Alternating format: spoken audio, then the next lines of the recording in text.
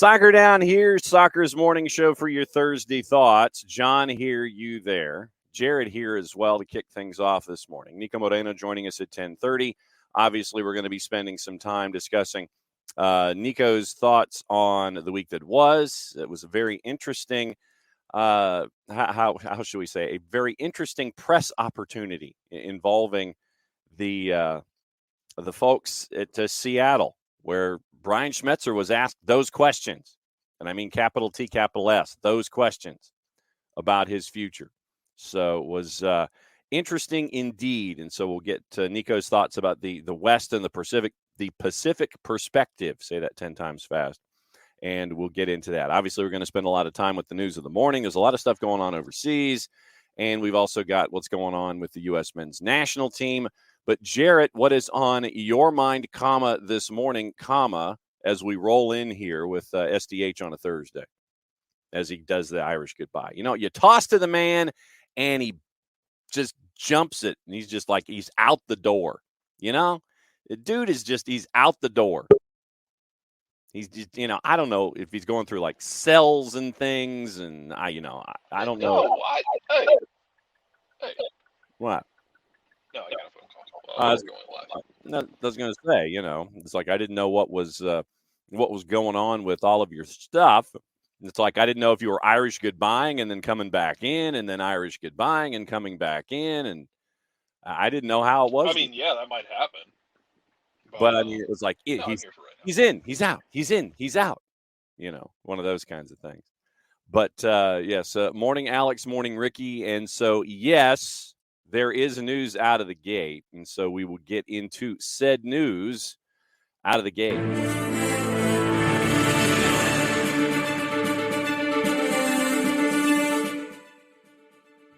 Atlanta United announces that Carl Robinson is joining the staff as an assistant coach. Wasting no time this morning. Joining interim head coach Rob Valentino's staff, the former Wales international midfielder most recently was assistant manager with Birmingham City in the EFL. I don't know under which manager he was. I'll give you 2 guesses. Because he followed him from D.C. I was going to say, how many of the 5 managers was Carl Robinson hanging out with? He followed him from D.C. There you go. So he was an assistant under Wayne Rooney. So, according to said press release, began his coaching career 2012 after retiring, began at Vancouver, an assistant for 2 years before being named head coach in December of 2013. 3 MLS Cup playoff appearances in 4 seasons, first ever CAN champ in 2015, first ever appearance in the Triple C, the CONCACAF Hemispheric Extravaganza, which included a semifinals appearance in 16-17. Moved to Australia, head coach of Newcastle Jets and Western Sydney Wanderers. Where is Bam when you need him? To get the breakdown on the time down there. And yes, before returning to the U.S. with DC United as an assistant under Wayne Rooney in 23, followed him to Birmingham City, UEFA Pro license, earning it in 13. Distinguished playing career as a midfielder, 52 caps for Wales, most of his career with Wolves, Sunderland, Norwich. 07, 74 appearances with Toronto FC, concluded his playing career with Red Bulls in 2011 before he became a player coach in his final season. So there's an assistant that's been assistanted officially. It's Carl Robinson. So he's added to the staff. Out of the second favorite former Wales international to coach for this club. The first one being Jack. Yes. Who's over in Huntsville still. Jack's doing his own thing in Huntsville, from what I understand. He's like camps and things, and he just had an anniversary. Jack just running his academy things over there, like his own stuff. Since Nashville still, I will go to my grave not understanding what the actual hell Nashville was doing. I know exactly. It's like, well, why'd you bring him in, and then what happened to cause the crash of the cars? Like we used to see, like in the old movies, you'd get the cutaway of the old Model T going up and over the house, and it just kind of splats in the yard. Yeah. To Ricky's question, what's his connection to Rob? I don't know. They may have crossed paths in the past as assistants or as players. I mean, Rob was at Orlando back in the day. They may have crossed paths, but Robinson's been an assistant in a couple places, and some guys are just damn good assistant coaches. And he might have been unattached because of Birmingham City going through more coaches than a mid-table Brazilian club, and then you saw who's out there. Rob or somebody put out the call and said, "Hey, man, we just lost," because this is also part of it. Atlanta United, in the span of when you move on from Gonzalo Pineda, you also moved on from two of his assistants, which means your coaching staff got a little light. Yep. So you need more bodies. You need to have somebody else, and it's nice to have somebody come in who can be an assistant, who might bring a different perspective, a different voice. Somebody who has coaching experience. Also, for what it's worth, took Vancouver to the semifinals of the CONCACAF Champions League, I believe in 16 or 17. Yes, 16-17 tourney was when it happened, yeah. Yeah, the weirdest of outcomes. So somebody who's done the job and been an assistant just gives you another voice, another body to help deal with things. I actually don't know their connection. Somebody can bug one of them about it at media availability if it behooves them to come up with a question. Yes. It's like, bruh, why you here? What's the hook? Well, I was looking for a gig. Opportunity. Yes. So that's where Carl Robinson is now officially official. He helps out Matt Lowry and Rob Valentino as things are going forward with Atlanta United, getting ready for Houston this weekend. Obviously, tomorrow we will roll through everything that is attached. I would wager, though, that he is not as good of a media game official as Matt Lowry is. Even though Matt Lowry chose not to wear his glasses while calling the media game. Well, I mean, the semantics that are attached to, wearing your specs when you're calling a match. It's a shame that my last image in my brain of Diego De La Torre is Diego De La Torre being irate at Matt Lowry's officiating job in the media game. Oh, and man. Gonzalo Pineda just kneeling him on and off the field about it the entire way. And Diego trying to match, if not better, Gonzalo Pineda's launch from midfield late in the match. So there was all of that kind of fun. According to Doug Robertson of the AJC, Caleb Wiley, Noah Cobb are back with Atlanta United after international duty.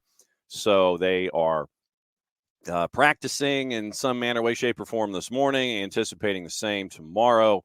Don't know what their availability will be on the weekend against Houston, but with them being in on Thursday morning, obviously this is where the physios come into play.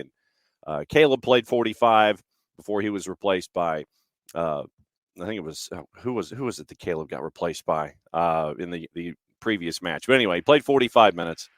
And yeah, I think it was Tolkien. Yeah, you're right. It was the name that was stuck in my head, and I didn't want to pull the trigger. So Caleb played 45 last time out, and it took us 90 minutes to figure that out because there wasn't anything posted, and we had to go to Twitter, and we had to go to the Kansas City Soccer Journal to actually find out that information. So Caleb played 45. Noah was a part of a successful run for the U19s, including a shutout of Argentina. So we'll see how available in the sense of minutes they will be on the weekend to help things out. So we'll get more updates from practice as we go this morning when it comes to Atlanta United getting ready and prepared for the Houston Dynamo coming up here on the weekend. Like I said, obviously spending a lot of time this morning keeping an eye on practice for United. A lot of time this morning on the U.S. men's national team and their draw with Brazil. And Niko Moreno will be joining us at 10:30 to break down everything in Major League Soccer from the Pacific perspective for the last half hour of the show this morning. Don't forget the spring and summer six-pack. They are going to be we're going to start assembling that today. Some of it will be released today. Some of it will be released tomorrow, all of our USL content. Let me see if I got it right. Championship, League One, League Two Women's, the USLW League. And then we've got the NPSL, Southeast, and the WPSL. Big win last night for Georgia Impact, 4-0, and they continue to roll. I don't think if I'm going to check this real quick, but I don't think the Decatur FC, just in that same division, have actually given up a goal this year. I don't think they've given up an entire goal this season so far. And you look at the top 25, Charlotte's in the top 25. And Decatur FC is okay. Decatur FC 18 ahead of Nashville Rhythm at 21. So Decatur FC has cracked The Week 5 rankings in the National Power Poll. Say that 10 times fast. National Power Poll. Follow college football. I can say any power poll. Yes. I was born into this. I was molded by it. Yes. So let's see. As I go into the Southeast Conference here really quickly. Correct. Decatur FC has played 4 matches this season. They have yet to give up a goal. I don't think that's bad. It kind of reminds me of that Minnesota Aurora team that we saw that played against Tormenta women. Yeah.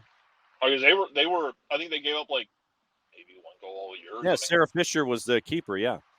Yeah, they were ungodly. That Minnesota Aurora team was just insane. And they call it what you will, man. It was an upset when Tormenta went in there and beat them. I think they had to score 2 goals in the process, and like Minnesota didn't know what to do giving up 2 goals in 1 game. That was uncharted territory for them. Correct. They were outstanding defensively. Yeah, and that division, Nashville Rhythm is 5-1, and they're below Decatur in the power rankings. In Decatur, because they've played 2 less matches. And I mean, this whole division, UFA Gunners is in the top 25. They're 3-0-1. They've scored 23, given up 2. Decatur's 3-0-1. They've scored 16, haven't given up a goal. 865 Alliance, 3-0-1. They've scored 17. They've only given up 4. If you have not seen action in the WPSL, I would recommend that you do it. You should do that. Yeah, please. I mean, Georgia Impact came into the night with the 1-1-1 record, and so technically they've got matches in hand, and they're in 5th in the division with Chattanooga FC, Birmingham, Atlanta Fire United, and FC Nashville behind them. But Impact has some matches in hand with Nashville. UFA, Decatur, 865, and Georgia Impact are coming. That's all I can say. But it's been fun to catch up with our friends in the WPSL and see what's going on this season. 16 goals scored, none allowed for Decatur FC. That's just an insane statistic. That's going to put a smiley face for everybody, pretty much. Yes. You like it. So last night, I don't know, Jarrett, where you were last night, but I was putting a child to bed and then discussing the U.S. national team being weird, and then laughing at Luka Doncic as he committed 9 fouls in that game, roughly, at least. Then I was enjoying Brian Windhorst's hit on SVP late night, because, as he correctly pointed out, and it was very funny that Luka Doncic committed his 6th foul and then looked at the bench. It was like, you better bleeping challenge that. Yeah. It was not successful, and they lost because Luka is basically a rolling office chair out there defensively, and it is hurting them right now. Rolling office chair. If I had the space, I would do the Luka Doncic impression and be a rolling office chair here at the desk and go from one place to the other. Go in and out. I just don't want you to get hurt. Well, yeah, and that's the thing. It's like, since I'm in a bit of a confined space, I can actually not do that, and the world would be a much safer place. So last night in Orlando, in front of a crowd listed at 60,016. Last friendly, obviously, before the Copa, they tied Brazil. Brazil's 20th meeting with the USA marked only the 2nd time they didn't come out a winner. USA beat the Seleção 1-0 in 1998 on a goal by Preki. That's how far back we're talking here. With 1998, Preki, 26 years ago. And Allison, the only player who started in the 3-2 win over El Tri. Sorry, 1998 was 26 years ago? Yeah. God, I want to die. Well, dude, you're in one aspect of that conversation. I'm at the other end of the bell curve, sir. Man. I told my wife yesterday, because I looked at, I saw something about 2018. I'm like, oh, that's not that far ago. Oh, Jesus. 6 years ago. Well, I told her, in my brain, for some reason, my brain is still stuck in the year 2015, and it thinks of the mid-20 teens as being the current decade. Okay. My brain still operates I see 2015, 2017. I'm like, oh, that's now. No, it's not. That's almost a decade ago. I'm not built to survive. Mortality is going to be really unkind to me. Anyway, go ahead. All right. So laying into the match, Allison, the only player who started in the 3-2 win over Mexico on Saturday. Greg Berhalter, 2 changes from the matchup against Colombia. Pepe in place of Balogun. Musa for Johnny in the midfield. 3 shots in the first 15 minutes, all from outside the box. You figure, why not? We'll go ahead and challenge Brazil because this is not our older brother's Brazil even. It's not our father's or grandfather's Brazil. It's not even our older brother's Brazil. Tim Weah and Pulisic, and they look pretty sweet. Yunus Musa rattled the crossbar in the 5th minute. And we always talk about game state and tenor and all those kinds of things, how things would have been different perhaps if one of those had gone in the net. Then that takes us into the 16th, 17th minute, and it was this incident, courtesy of our friends at Warner Brothers Discovery, WBD Sports, and our friends with the U.S. Soccer. 1-0 Brazil. Inside these walls for a U.S. men's or women's game. Rafinha has some space. He'll look towards that left side of the box. And Brazil take the lead. 17 minutes in. Rodrigo with a goal.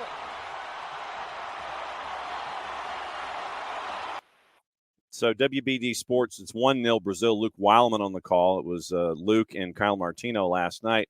And Jarrett, in that instance, you look at it from behind Matt Turner, and it almost looked like the wind knocked it down, and it created a quick transition opportunity for Brazil to make it 1-0. I don't know if it was the wind or if it just wasn't struck completely. Yeah, I don't know if it was the wind or not, or if it was just shitty distribution, because it was bad distribution. Yes. And it was one of those classic moments of the faster you get it away from you, the faster it's going to come right back down your throat from Matt Turner. And well, that's bad. Like, he was panicking. It's bad distribution. It's one of those where, like, you don't have any options short. Don't necessarily hit that ball. I'd rather you put it out over the end line, over the mid line. Yeah. I'd rather you hit it out over the touch line. Like, if they have a throw in, okay, whatever, we can get reset. I'd rather you put that over the touch line than fire that right into the teeth of Brazil's press and counter. But then you also need you're right back to pinch in. You need people to not ball watch because you let them walk in, and there's blame for everybody. It's a bad ball from Turner. There's nothing really he can do on the save because again.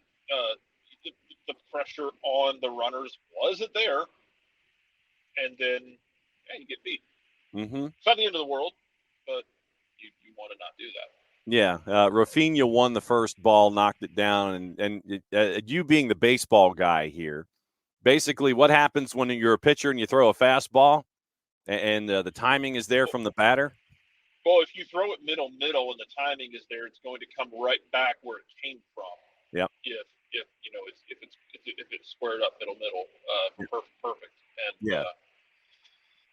it's kind of what happened to one Matt Turner, former baseball player of all things. So just put it over the end line. And if there's nothing there, just put it over the end line. Especially the way Brazil play. Like, Brazil's different than they used to be, man. That high press is different. That manic pressure they put on the ball whenever they can, and then they just go. Like, it's a little different than it used to be. Yep. Don't give them those live ball. We talk about this with like Red Bulls. Don't give them live ball transitions. Don't. Yeah, don't do that. Yeah. That's bad. Okay. I think that the bat signal is being answered. So we may be joined by Bart Keeler coming up here in just a little bit. Bart was supposed to join us tomorrow, but I said to him this morning, I said, if the real world doesn't intervene, come and crash and we can discuss things. So if Bart can join us, he'll join us. So it ends up with being 1-0 Brazil, and this is where Bart enters the conversation and our listening part of the opening kickoff. So it's 1-0 Brazil. Then 8 minutes later, Christian Pulisic, he's going to take charge, and he got dropped by Joao Gomes at the edge of the penalty area. And you had this moment from Christian Pulisic, and that ends up evening the score at 1-1. Once again, courtesy of our friends at WBD Sports. Luke Weilman on the call.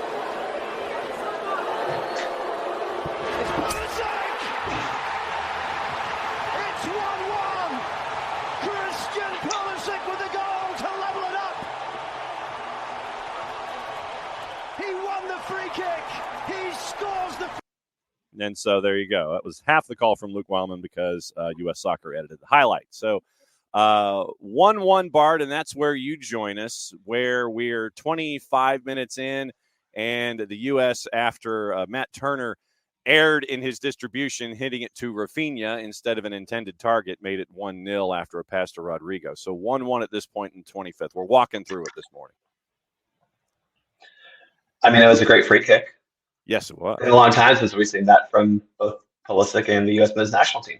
And, I think this first half so far was a little bit what we had seen in the Colombia game, where a team was committed to playing a certain way and wasn't fully able to execute that at times.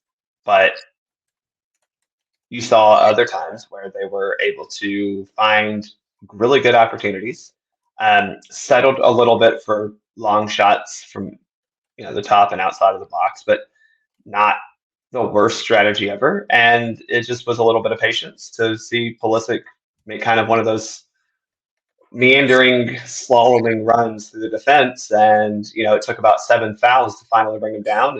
And apparently we had VAR in this game because it also could have been a penalty kick. We can talk about that later. We will. Which I'm sure we will. But made the most of this opportunity. So we're at 1-1, Jarrett, and that's where we end up playing things out right at the half. And then you look at another couple of chances from Brazil. USA hangs on. Then you get into the second half. And there was I will counter what happened in the second half with 2 moments. We talked about Matt Turner bad. Matt Turner good in the second half was a part of it. And also there was one stretch of possession, I want to say in the 58th minute, where we see Brazil using their pressure, trying to pin the U.S. in, and you see a lot of quick passing, calm and control to get out of a jam in the 58th minute to work their way out and up the right-hand side for a break with 30 minutes to go. So there were a couple of things to stare at in that final 30 minutes. No, that you didn't end up with another goal on the board, but there were moments where you're sitting there going, damn, this is a different club than the one we saw earlier in the week. Yeah, both of these teams blue-balled their fan bases with missed chances in the second half. You had good saves. You also had straight-up misses where you're looking at somebody going, I know you can do better than that, and I don't know why you did not. Whatever. Move on with it. The more and more I watch this team, look, they're talented, the U.S., they are missing a certain ballsiness to them. My saving grace here is that it has to be like, this has to be adding years, counting in dog years to Bruce Arena's life, watching a national team that just doesn't have the same sort of screw you mentality of being absolutely miserable to play against. Yeah. They're tough to deal with in a different way. But yeah, man, trying to figure out that Colombia game, there were many games and that was one of them. And then you transition to this, like, I liked this more, obviously. You got a little pragmatic in the second half. I liked it. But it shouldn't take getting absolutely hammer showered by Colombia for you to wake up. And I don't know if all of that in the chicken or the egg conversation we can have that we had here in Atlanta too. I don't know how much of that falls on Greg and how much of it falls on the players, or how you split that blame. Because, yeah, man, there's times where, like, I need you to be a little more combative. When you get tangled up with Brazil and they're ready to go and you're walking away from it. Like, I'm glad you're not picking up dumb yellows, but there are moments where I want a little more combativeness and a little more ballsiness out of you, because that's what we've always known about the U.S. national team, is that they are just, nobody wants to play them. People would play them and win 3-0 and be like, none of us enjoyed that. It was like playing North Dakota State in football. You might win, or playing BYU. Like, Yeah. you might win, but you're going to be miserable the entire time doing it. And we don't really have that right now.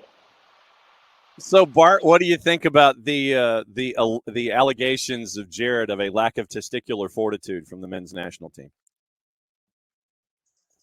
Well, I think he's exactly right. Expound. I feel like the problem that we saw in both of these matches was it took getting kicked in the face with a hobnail boot to wake up. And how Greg Berhalter's been in charge since 2019. Most of these players have been around since at least 2021. At some point, you have to understand the level of intensity and commitment you have to bring every single game. And, yes, Colombia approached that friendly as seriously as they would a World Cup final, it felt like. But your lack of understanding of the opponent's intensity, of the opponent's energy, is problematic. And again, the bounce back was good, but maybe we should get to the point where we don't need to, have a bounce back like that. And we it's not like this is new. We saw this literally happen in March at the Nations League, where you get kicked in the face early against Jamaica and you spend the rest of your 90 minutes just trying to, find a goal, but there was no real urgency or intensity. It was just going through the motions, it felt like. And so, sorry to bring this parallel because I know we enjoy talking about this, but it felt very similar to how Atlanta United would often come into a game and go, yeah, we're really good at soccer. We're going to go outside and play. And then the other team is like, well, but our job today is to make everything for you as hard as possible. Yeah. And there is no ability to really react to that. So, yes, it's good that you see the wake-up call, as you will, but I don't trust that's necessarily going to be something that you're going to carry over to Bolivia, because we've seen too many times with this team. They go up and down based on the opponent they're playing. Go for it, Jarrett. I would be much more understanding if we saw a team that, let's say you lose that 5-1 Colombia game. Let's say you lost it because you just tried some ish. Like, hey, I want to see. Let's say you rolled in there and you were decided, I want to see what X, Y, and Z looks like. You want to try some weird things. What the hell? Why? Go that way. Just YOLO the whole thing. Whatever. Yeah. Okay. But it would be. I think I'd feel differently if you went into games like that. Like, hey, this is a friendly. I'm going to try some weird things. We're going to try some new weird things because it's a friendly and it doesn't hurt us to try them. But you rolled out most of what you usually would roll out. You just didn't have any urgency. Yeah. If you were losing those games because you were trying something new, that's a totally different conversation. I'd be fine with that. But you rolled out the usual, and you just rolled out there like a magic carp popping up on the shoreline. And I think that is, for me, Jarrett, again, the other thing that was lost in both of these friendlies is, I mean, I guess in the Brazil game, you saw a little bit different attacking shape, but not really. Oh. In theory, it's not like it's that different. And you missed opportunities to try out possibly a 3-back system, considering that you're not going to have a Serginho Dest. So you may need to have, and Joe Scally was fine in these two matches, but, you may need to make adjustments there. You did see a little bit of a difference with Tyler Adams, Johnny Cardoso, as kind of a double pivot in this game, which was nice to see. But there weren't a whole lot of experiments being done for a team that is missing a very important player and possibly missing a guy like Tyler Adams, who we don't know what his fitness level is going to be for the entirety of the tournament. So, to your point, you went out there trying to do exactly what you've been doing, and the first game was pretty much a complete waste. And your second game, you feel better about it, but it's still one of those situations where, okay, well, why weren't you able to get up for Colombia, but you were able to get up for Brazil? And this continues to happen with this team, where you're unable to get up for, a game against Jamaica, but you're able to get up for a game against Mexico. You're unable to get up for a game against El Salvador, but you're able to get up for the home match against, Panama. And that inconsistency is a problem because you would expect this team 6 years into the Greg Berhalter tenure to be able to find that in them. And again, these are not new players. This is not a new manager. They've been together for a while. So it is, it's still one of those things where you can look at it and say, yeah, this is a good performance and result for Greg and the boys, but it still didn't feel like a window in which you were able to capitalize on the opportunities you were given. Jarrett and Bart breaking down USMNT in Brazil. Go for it, Jarrett. And to Alex's point, like, you can't please everyone. I agree. But you'll never get arguments from me with a friendly of trying new things. But if you're going absolutely, that's the time to do it. Is I get live action for 90 minutes against somebody who's not usually in the locker room or on the field with me. By all means, go weird. Do a 3-back look. Change it up. And if you get blasted, okay, doesn't count. Whatever. Oh, we lost a friendly because we tried these things. I'm fine with that. But if you're gonna roll it out there, I want that. I want a little bit more of that. We can get up and fight for anybody kind of thing out of them, because it's that frustration for me that you've shown me in the past that you can, and you show me what you're capable of when you can. But what do we need to do to get that out of you consistently? So maybe that takes some internal reflection by them. I don't think Greg is that kind of guy. Obviously, he's not like Gattuso. He's not a sociopath. He's not going to eat someone's face off on the touchline and go insane. He's more reserved. But you got to find a way to get that fire out of them on a consistent basis. Because, yeah, it's going to be for all we know, they'll roll into Copa and play like demon dogs for those for the group games, and you'll be feeling good about it. But you need everybody to be up and on their toes the entire time. So, Bart, let me ask you this, and let me ask the both of you, but let me start with Bart. And this is, I guess, a bit of a history question. When you have a back-to-backer situation or more than 2 matches in a short period of time, can you think of the last time that the United States men's national team was up for matches 1 and 2 instead of having an oh-ish moment and then having to turn it on in that second match? When did this sea change happen that you can think of? Is it all the way back to Bruce Arena when he was, normally his normal surly self, or when did this change happen? Well, I think the problem is, oh boy, I don't want to get into this because I'm not blaming him I think the problem is a little bit Berhalter's mentality toward friendlies, in that he does see them as learning experiences and training exercises, which is fine because that is essentially what a friendly is. Yeah. However, I think he communicates a little too much we're going to try this and we're going to learn this, and these are the little goals within the game, and not communicating the importance of going out there and trying to win. And I get it, because as fans, we want to win these friendlies. As a coach, he's very understanding of the fact that the friendly record at the end of the day doesn't mean anything. Yeah. So long as you're prepared for international tournaments. But, I would argue that we saw decent performances in both friendlies in October, being Germany and Ghana. But again, my concern is, you're able to get up for Germany. Of course, yes, you lose. Germany's a good team, and you had some errors in that game. But for the most part, your team looked ready to play. But even then, there were times where they looked a little less urgent than they should. And that is what concerns me going into Copa America, where you have, no disrespect to them, a not very good Bolivia team as your first team that you're playing, right. A team that you're very comfortable and know very well, in Panama, your second game. And your most important game, the game you absolutely have to get up to, is their Uruguay team that's incredibly talented and playing very well right now. Combative as hell. Mm-hmm.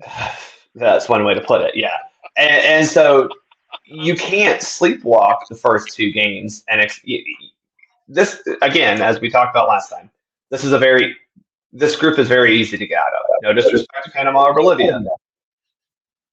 You take care of business, you beat them, both of them. You're at 6 points going into Uruguay. You're through to the next round. Yeah. And for me, the concern is that you will not start with the foot on the pedal the way that you need to. So, Jarrett, I know that we all like to stare at Uruguay, and you're going, okay.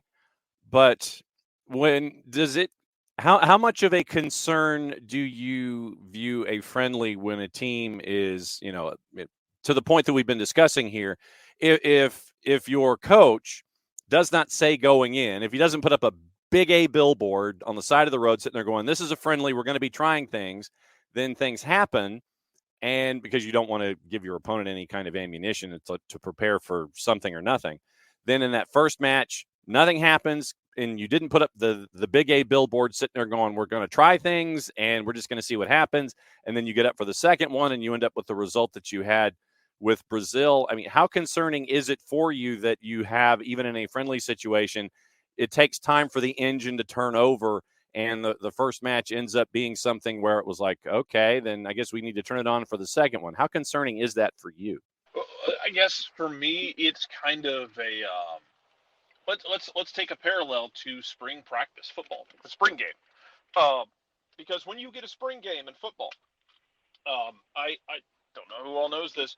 The playbook is as vanilla as humanly possible. You're not going to put anything on tape that you don't want to put on tape.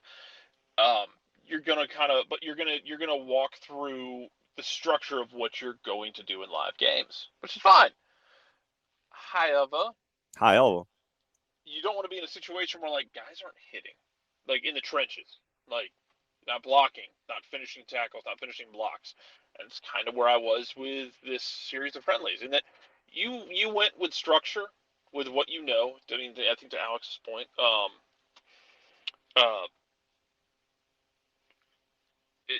you went with structure to getting ready for this tournament. Mm-hmm. But I need you to take these live fire drills like live fire drills. So, kind of get up for them, be up for them, because hey, these are two teams you could see later in the tournament. Yes. Who might try and rip your face off and beat you to death with it. And yeah, you should be able to get out of this group. Well, you're not playing Bolivia in La Paz. You should be okay there. Yeah. Thank God. Like, we all benefit from that, but you should be okay. Panama, tricky. Frankly, you should be beating Panama to death every chance you get, as basically making everyone pay for the fact that you missed out on the 2018 World Cup because Panama scored a goal that shouldn't have counted. Like, we can talk. I will go to my grave with this, that we can talk correctly all day long about how Bruce got it wrong in Trinidad and Tobago and the guys weren't up for it. Yes. Which extends back before Greg, with guys not getting up for it, and Christian Pulisic being like the only guy who was trying to drag them through that. Correct. But again, Panama went through on a goal that should not have counted, and you still should have gone to the World Cup. You still should have had an opportunity at the World Cup, and I firmly believe you should be beating Panama 4-0 every game for an extended period of time, as the righteous distributors of the universe's vengeance. But that being said, you got to get up for them. We'll see what they do. I want to see how they deal with those games versus how they deal with Uruguay, because, as Bart said, yeah, combative is one way to put it with Uruguay. Yes. They are they're feisty.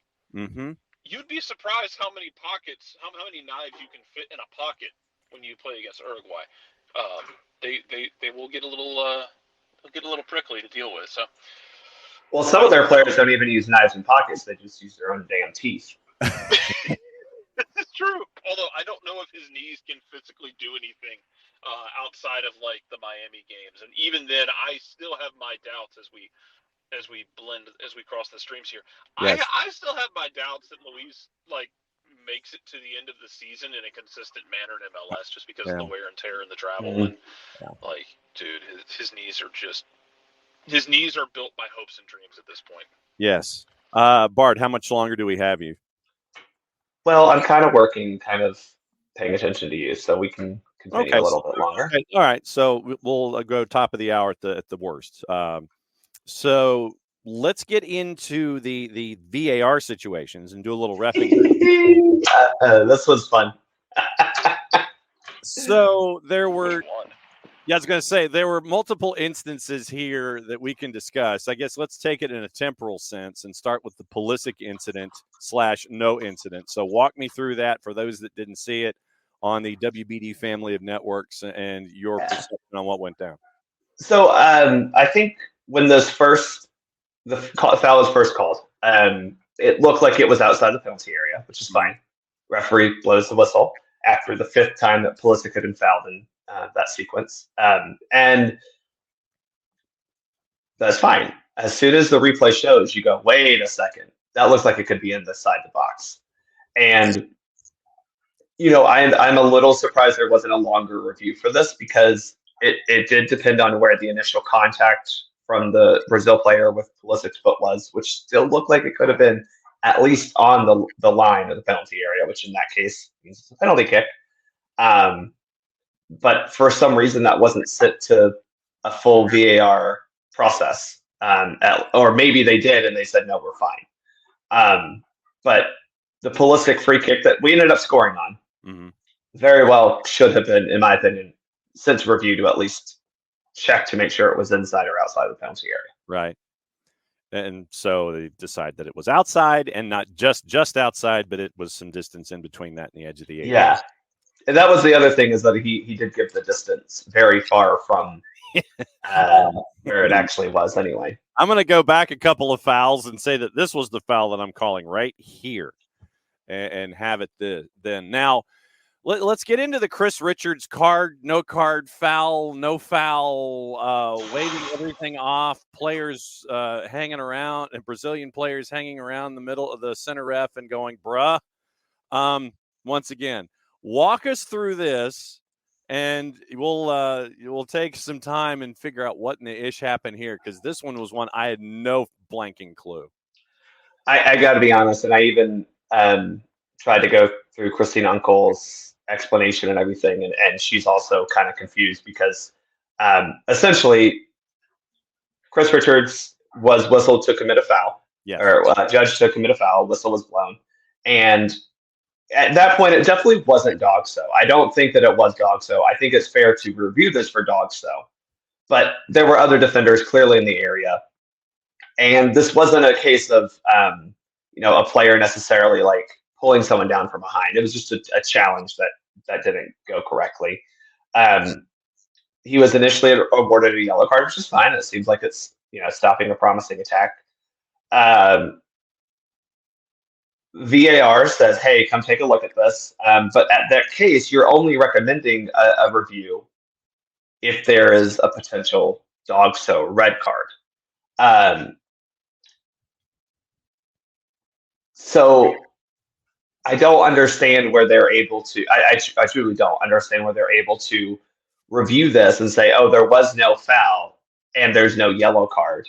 Because this was not a penalty kick. This was not, it wasn't anything like that. This was just an open field foul that a yellow card was given. The dog-so review is the only logical outcome. And to me, while I think the call is eventually given correctly on the field if Chris Richards didn't foul him and there shouldn't be any free kick or yellow card to Richards, this is not the purpose of what VAR should be used for. The only decision you can have here is red card for dog-so or the call on the field stands. To be able to reverse it and say, oh, no foul and no yellow card, is I'm not sure where that protocol comes from in the VAR guidelines. I don't think it exists. Okay, so looking back, Christina she was on her way to Europe as the game was going. Yeah.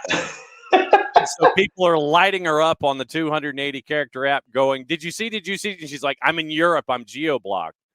And so, let's see, 11 hours ago. So it would have been 10 o'clock in the evening local time. So depending on where she is in Europe, she's suffering from jet lag, and it's either 3 or 4 o'clock in the morning. She goes, the original decision, and I'm trying to decipher her abbreviations here. Original decision, stopping a promising attack, yellow card.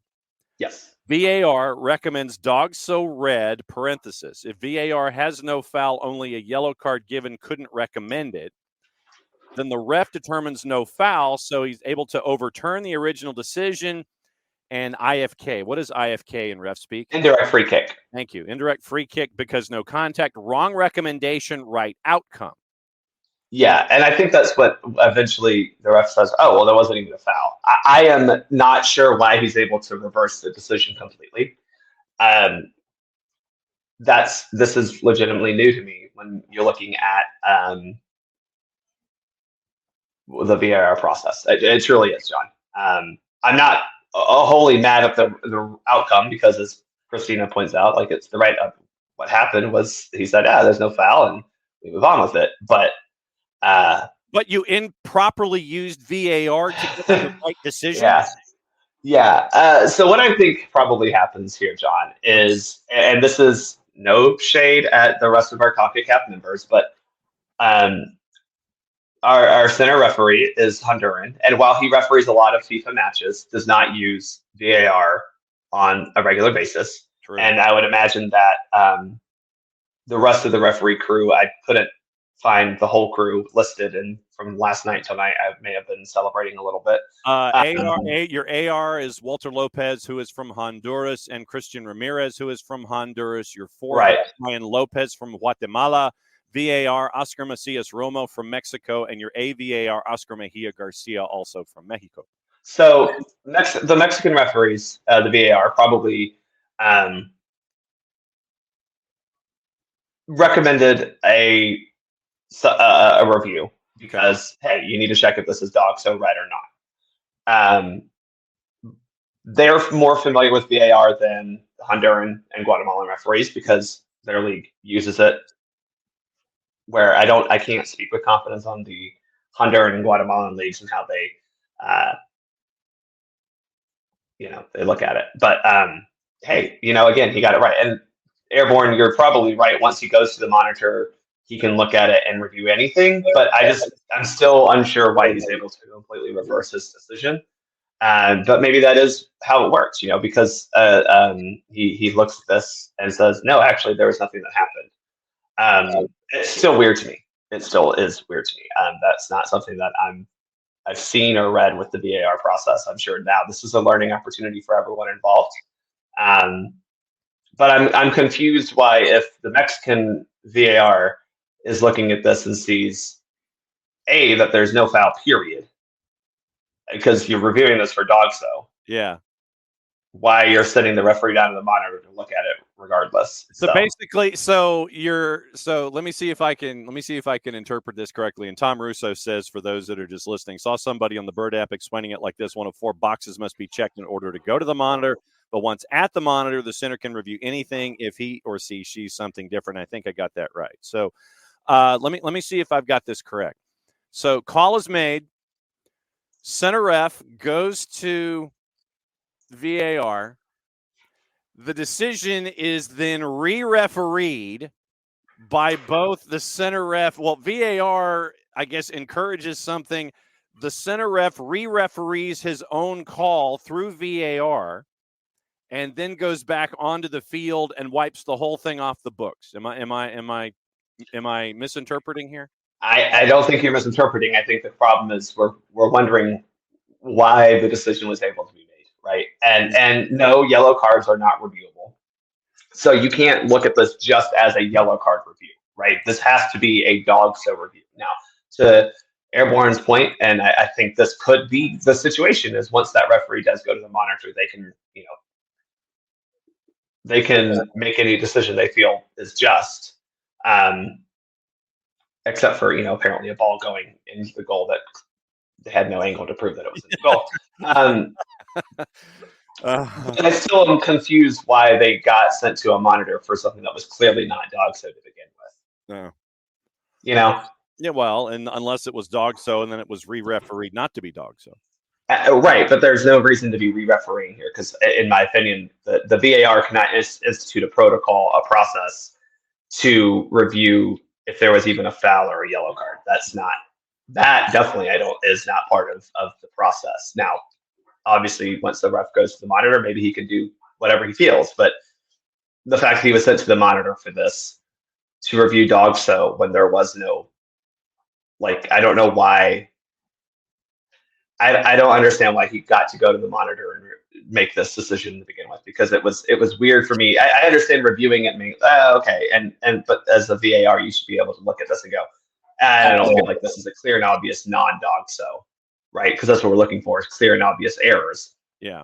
There's no clear and obvious error for the referee to have given only a yellow card for stopping a promising attack, because in my opinion, looking at this, it's very clear that there are defenders in the area, which is the number one thing when we're looking at dog so, those 4 Ds we've talked about. All right, so let's go. Before you go, let me go over the numbers that were given, as we always do, where we can sit here and yell at our friends at Soccer America for their grading system. Matt Turner got a 6 on the night. Joe Scally, Joe Scally, who had an above-average night for Joe Scalliness in having to sit there and stop the Brazil attack up the left-hand side. Scally, and here's the notation. Scally too far upfield when Rodrigo capitalized on the attack. And this is from our friend Arlo Moore Bloom at Soccer America.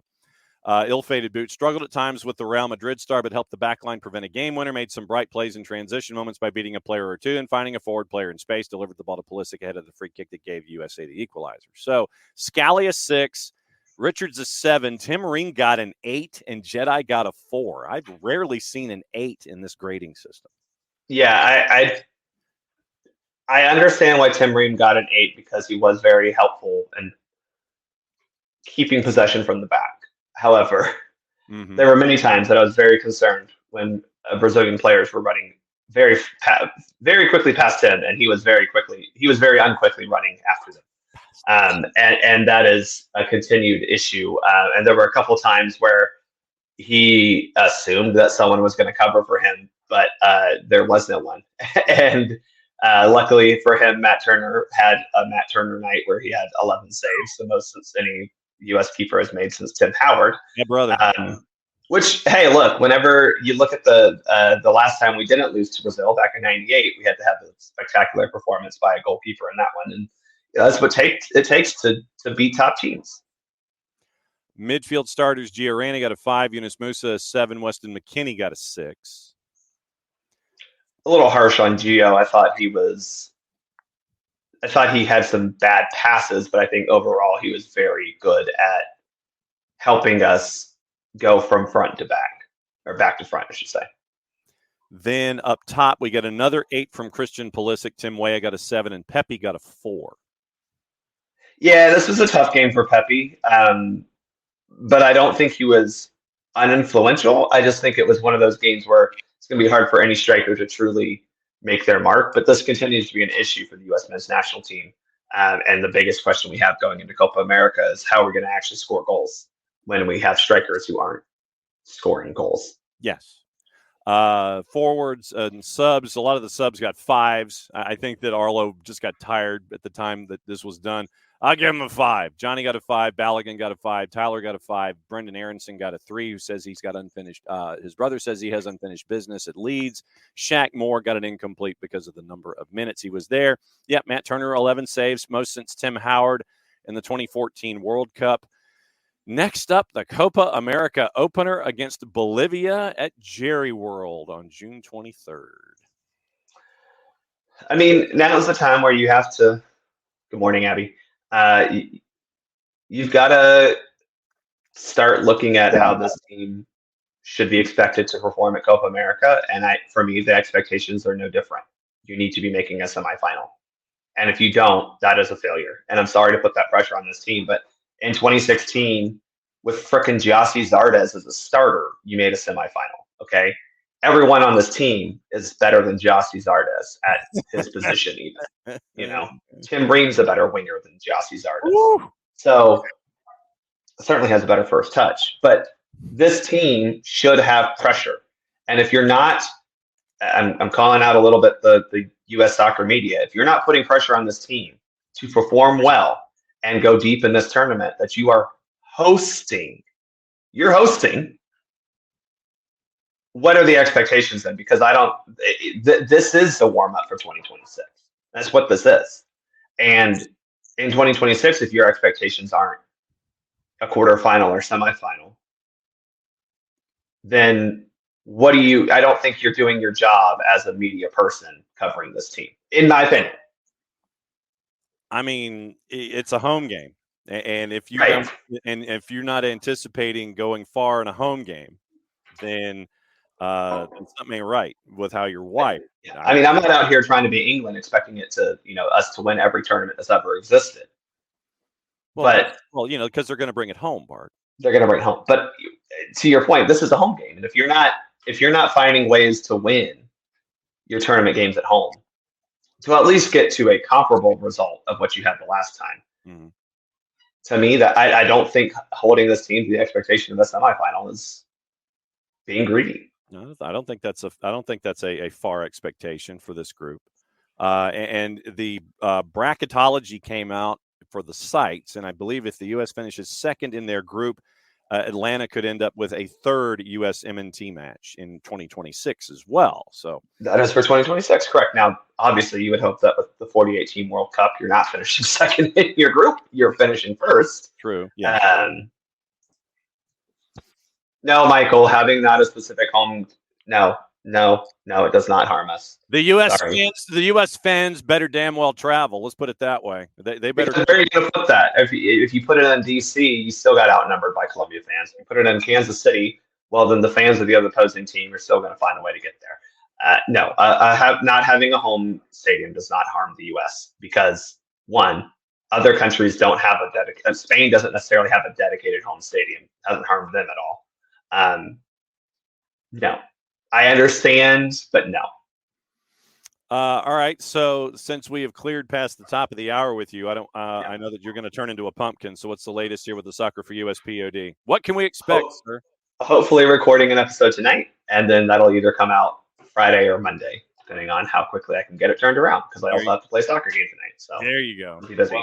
Well, once again, thanks for multitasking this morning. I didn't know if the real world intervened to a point to where you would be here either today or tomorrow, but I'm glad we were able to get you the day after the night of the U.S. and a draw. And I got to mention Preki this morning, so I was pretty happy with myself. Always fun to talk about Preki. People forget about him as probably one of the more creative and fun players in the U.S. men's national team history.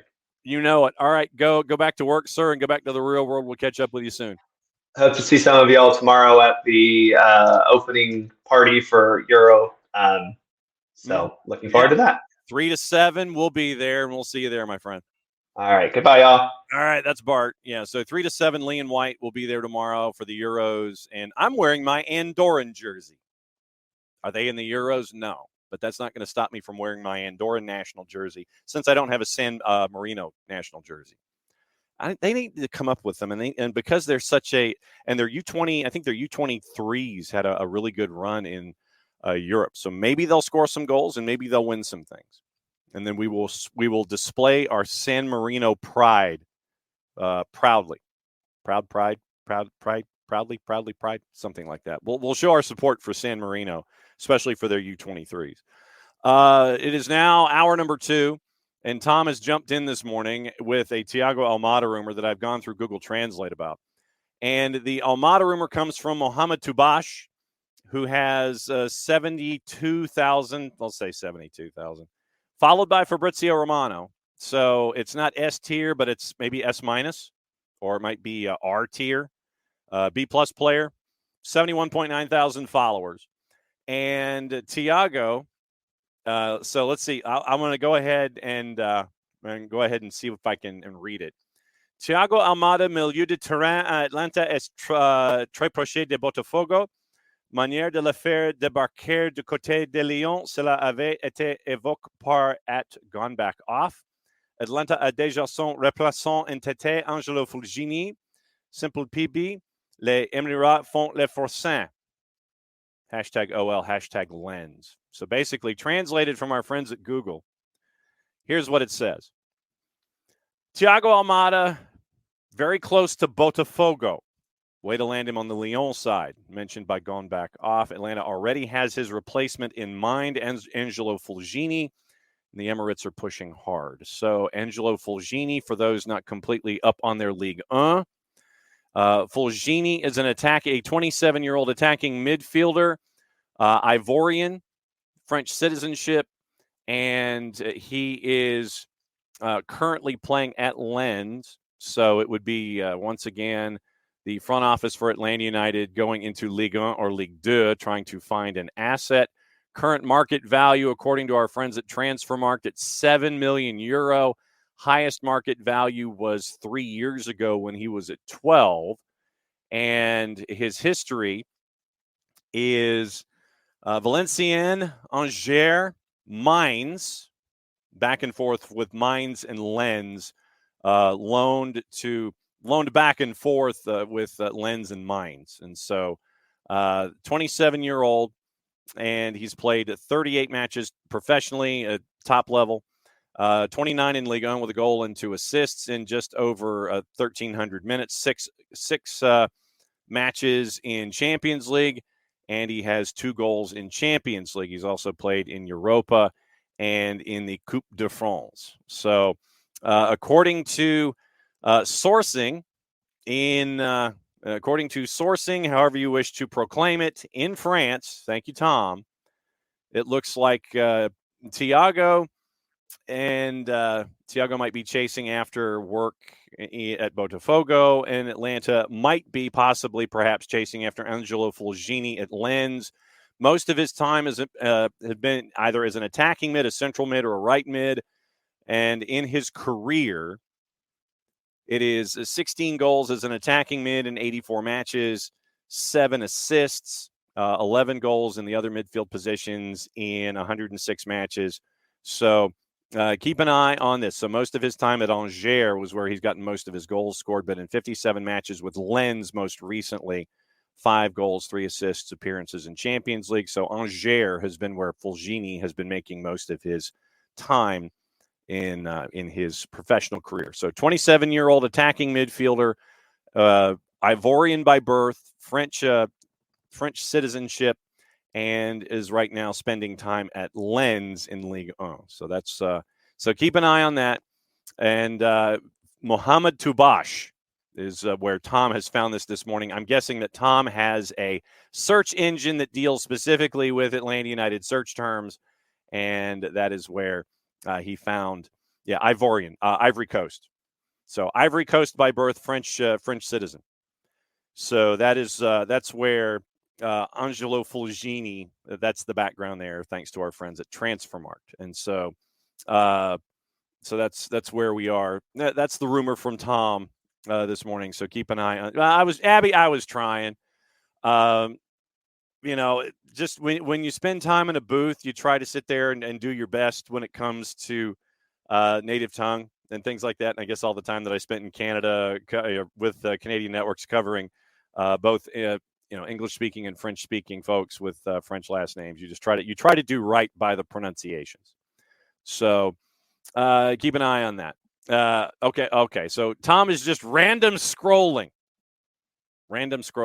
Well, but Abby, I mean, it's Ivorian by birth and French citizenship. So either way, but I know that you would want to keep an eye on Ivory Coast. So Ivorian by birth, Angelo Fulgini, according to Mohamed Toubache this morning in the 280-character app. We do have some news this morning that is covered in a couple of different places. We've got some coaches that have been named to spots, and we have some vacancies that are paired up. It is USL Super League has news this morning, a multi-year broadcast agreement with Peacock to stream every regular season and playoff match of their inaugural season. So good work there. Paulo Fonseca has signed a 3-year deal to take the Milan job. Tammy Abraham looks like he's lined up to return to the Premier League. And according to Fabrizio Romano, as of an hour ago, Roberto De Zerbi and Marseille set to agree on every detail of a 3-year contract as a new head coach. Final step needed, Marseille have to seal the deal with Brighton on a €6 million exit fee. the exit clause was reduced from 15 million euro to 6 million when he left. So the question is, for Roberto De Zerbi, why? Why were you that fed up with Brighton that you don't, that you're that fed up with Brighton and their, for lack of a better phrase, the Moneyball approach, where they try and find talent that they can not spend a whole lot of money on and look for the big return? You look at a guy like Alexis, would be, one of my first thoughts. Did De Zerbi hate that approach so much? Was he at loggerheads with the front office so much in trying to chase after talent and having to deal with European football and in the Premier League for the first time ever in club history, that he was so fed up that he goes to Ligue 1 and Marseille for a new gig? That's the question here with De Zerbi. Why did you jet?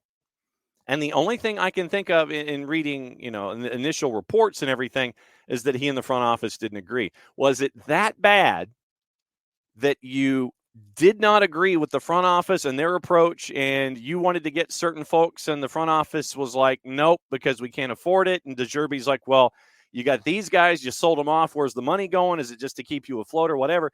Did De Zerbi bang his head against the wall so much in trying to get players in to help him with his style and continue the level of success that he had gotten them to, that he's like, bruh, I'm out.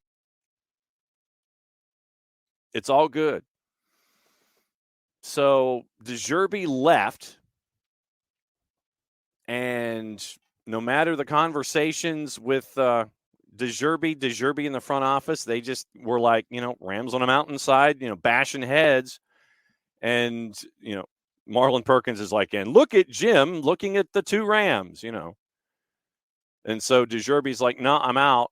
And Marseille, that's just, you just wanting to coach, and you get back on the continent, and you'll do with Marseille as hopefully you did with Brighton. Michael Ed, Brighton's got a hard ceiling. They may be at it. Yeah, they might be. And I don't know what, bringing in Valentin Barco, I love that move. But that was more of a defensive move than it was an offensive move. But did it get to the point to where De Zerbi was like, yeah, I'm out, bruh, at Marseille? That's just, opening for the sake of an opening, I guess. I'm guessing. Okay.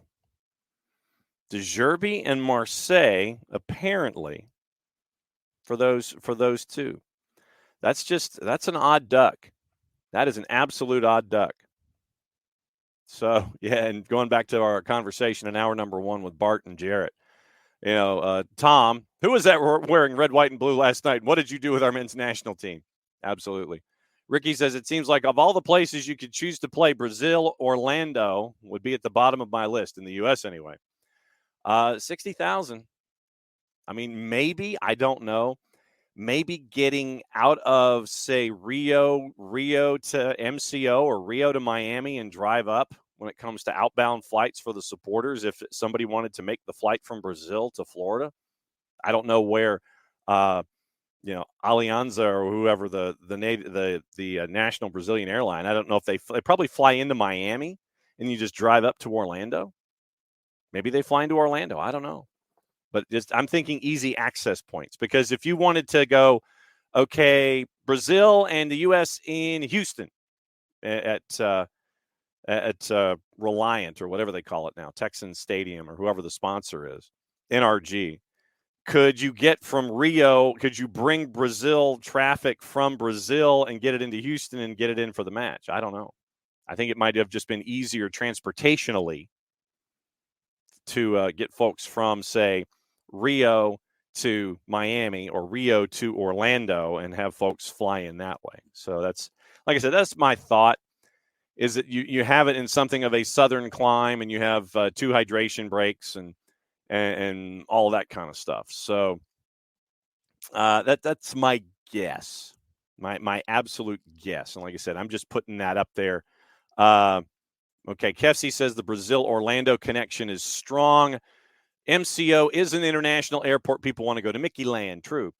And Michael, being the expert of the Triangle airline that is based here in Atlanta, used to have a nonstop MCO to Sao Paulo. And Ricky's like, Orlando got a lot of Brazilians who live there, and Michael Land was the airline I was trying to think of. LAN may have one now. So yeah, so Delta used to have a nonstop MCO to Sao Paulo. Okay, good to know. That was kind of what I was trying to figure out with travel and making it an easy place to get in and out of if you're a fan of Brazil to go and watch this match. All right, so let's get into gossip, rumor, and innuendo, what to watch, where to watch it, all the other news that's going on overseas before Niko Moreno joins us in about 20 minutes. And we will lay everything out as long as I can click the right button. Bayern Munich are showing interest in Joe Gomez, who's a target for Bundesliga's Bayern Munich. Chelsea thinking about offering a new deal to Conor Gallagher, who's wanted by Villa and Spurs. AC Milan have held talks with Aston Villa over Matty Cash. Did not have those two paired. But okay, I think it's 20 million. Villa's 30 million pound asking price for Cash, so it's 30, likely to be a stumbling block. Mentioned Paulo Fonseca. Douglas Luiz has been in touch with Barca sporting director Deco as he assesses his summer options. Alisson has rejected the chance to join Al Nassr. And Eric Ten Hag, we talked about it yesterday. He has a couple of demands when it comes to coming back and signing his 2-year deal. The 3-letter paper gets into them, but it's personnel decisions and having assistant coaches for X number of years and that kind of a thing. Set to sign a 2-year extension. Graham Potter and Carlos Corberán, leading candidates to take charge at Leicester. Chelsea are considering making a move for Dominic Solanke from Bournemouth this summer. You got to do so at £65 million if Chelsea's one of those teams that has the name and the price tag attached to it when it comes to Solanke's contract. Liverpool expected to make an offer for Benfica midfielder João Neves in the next few days. West Ham interested in Wolves' Max Kilman, but the English defender could cost in the region of £45 million. That's from the 4-letter paper. Take the information at your own peril. The Hammers also interested in 21-year-old forward Matias Sula from Juve. That's from Fabrizio Romano. Villa have opened talks with Marseille over the possibility of signing Matteo Guendouzi. I would swear Guendouzi's like 42 years old, but Football Insider lists him as 25. I would swear Guendouzi's been around forever. Fulham set their sights on Ted Mengi from Luton, plan to sign at least 2 center backs this summer. And Spurs' Jed Spence is in advanced talks to join Genoa. Say that 10 times fast. To join Genoa on a loan-to-buy deal. And that's from our friends at Football Insider. So a couple of other Premier League-y kind of things that were out there. Ricky Ricardo, Matty Cash, Jean Duran, Douglas Luiz, all in the rumor mill. Nerve-wracking as a Villa fan because I think Jean Duran, is $40 million. Oh, if you haven't seen the new Jude Bellingham commercial to the tune of Hey Jude by Paul McCartney, very, very cool. But that's a lot of pressure on a young kid. Let's see. Edin Terzic has quit Dortmund after a violent confrontation with Mats Hummels. Sky Germany claims the catalyst for the confrontation between the pair was Hummels criticizing Terzic's tactics to the media. So Terzic has left his position with immediate effect, requested his contract be terminated this morning. The Bundesliga side said in a statement, which came amid reports in Germany of a confrontation with Mats Hummels in the days before Champions League that turned violent, end quote. Statement comes out, 3 sentences. Pop-up windows right in my ear. That's loud. Hummels spoke out about Terzic's tactics before the 2-0 loss to Real Madrid at the start of the month, which Sky Germany and Florian Plettenberg, I would imagine, claimed had been the catalyst for a confrontation. Hummels told Bild, quote, "I was furious because I was of the opinion that Dortmund shouldn't play like that against any opponent in the world. I didn't think it could go on like this. I felt insulted in my honor to stand on the pitch in that kit. so submissive, so inferior in footballing terms. The two Stuttgart games and the away game in Leverkusen, that was barricading with 11 men in the box, end quote. Hummels is not a part of the Germany squad competing at the Euros. So Mats Hummels, Edin Terzic go at it, and apparently they're like, no, I'm out. Out. Done. Not happening. Gone. See ya. And speaking of legal stuff and the Premier League, Tom Morgan at The Telegraph has footballers have launched a legal action against FIFA over the new Club World Cup. FIFPro, the footballers union, they've gone through with their threat of court action against FIFA over player burnout at the expanded Club World Cup. The lawsuit, also led by the PFA, England Professional Footballers Association, and the French version of same, asks a Belgian court to refer the case to the European Court of Justice. FIFPro said it had no other option than launching legal action after warnings went unheard. The warnings went unheard over the scheduling of the 32-team Club World Cup next June and July here in the U.S. David Terrier, president of FIFPro Europe, quote, "Since all attempts at dialogue have failed, it is now up to us to ensure that the fundamental rights of players," I feel like I should do this with my index finger in the air, some kind of a thumping speech at a lectern. "Since all attempts at dialogue have failed, it is now up to us to ensure that the fundamental rights of players are fully respected by taking the matter to the European courts and thus to the ECJ. It's not a question of stigmatizing a particular competition, but of denouncing both the underlying problem and the straw that broke the camel's back. The union is challenging the legality of FIFA's decisions to unilaterally set the international match calendar, and in particular the decision to create and schedule the FIFA Club World Cup 2025, end quote. PFA said it was seeking to enforce the legal rights of players to take guaranteed and protected breaks. Last month, unions warned burnt-out players are also ready to strike, as the Premier League also joined the threats. Richard Masters at the time, something has to give. This was at the World Leagues Forum. "We think enough is enough, and it's a shame we're here discussing these things." He said leagues were now contemplating things that are genuinely last resort and a sad moment for football. Jude Bellingham highlighted as a player at high risk. He has played over 18,000 minutes of football compared to David Beckham and Wayne Rooney at the same age. If you combine Rooney's minutes and Beckham's minutes, it is 1,000 minutes more combining Rooney and Beckham professionally at Jude Bellingham's age. So 1 over 18, 5%, but still. 19,420 minutes. Rooney and Beckham at the same age. Jude Bellingham's played over 18,000 himself.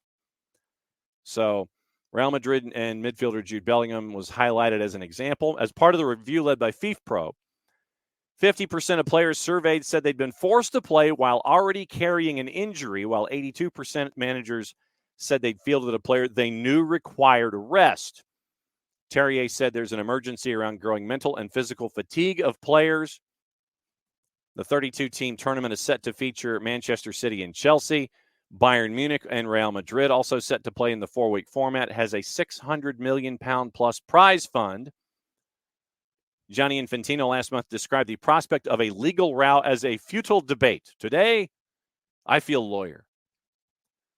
He said that even with the expanded Club World Cup, FIFA organized around 1% of the games of the top clubs in the world, and that the 1 or 2% of matches FIFA organizes is financing football all over the world. So basically translating from Gianni Infantino, we're paying the freight, we ain't scheduling the matches, and so you're going to do it. That's my guess. That is a loose translation of what Gianni Infantino is putting out there.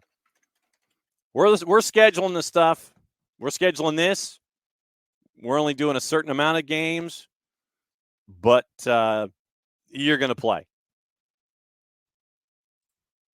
Yeah, Villa want £40 million for Jean Duran from Chelsea. Chelsea, I think, is just going to continue to throw money at things and sit there and worry about it later. Gareth Southgate has admitted that, if he doesn't win the Euro, or if he's bumped out, or if he leaves. If England doesn't do well, in quotation marks, define whatever that means, he's probably out after the Euros. FA Chief Exec Mark Bullingham says there is a succession plan in place if Southgate steps down, and the FA has given police £25,000 to prosecute those who abuse England stars online. 25,000? Just 25,000. Sure. Okay.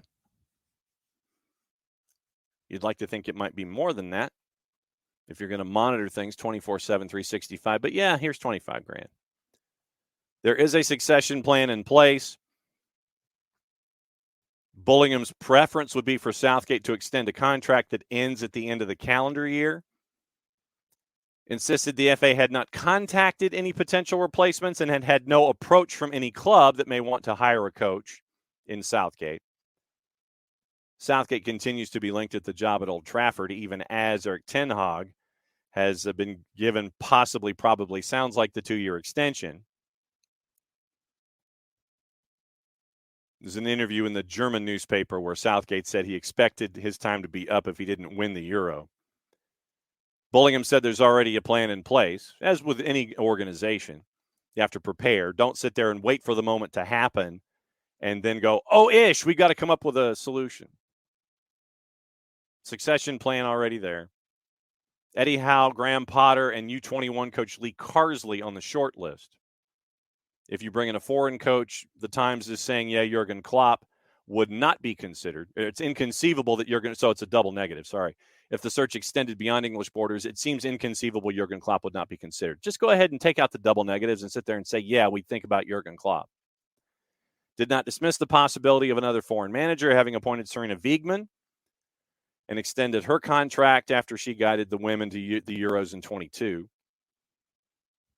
Bullingham and Southgate have stressed that any specific conversations about the manager's future are taking place after the tournament. We'll do it right now.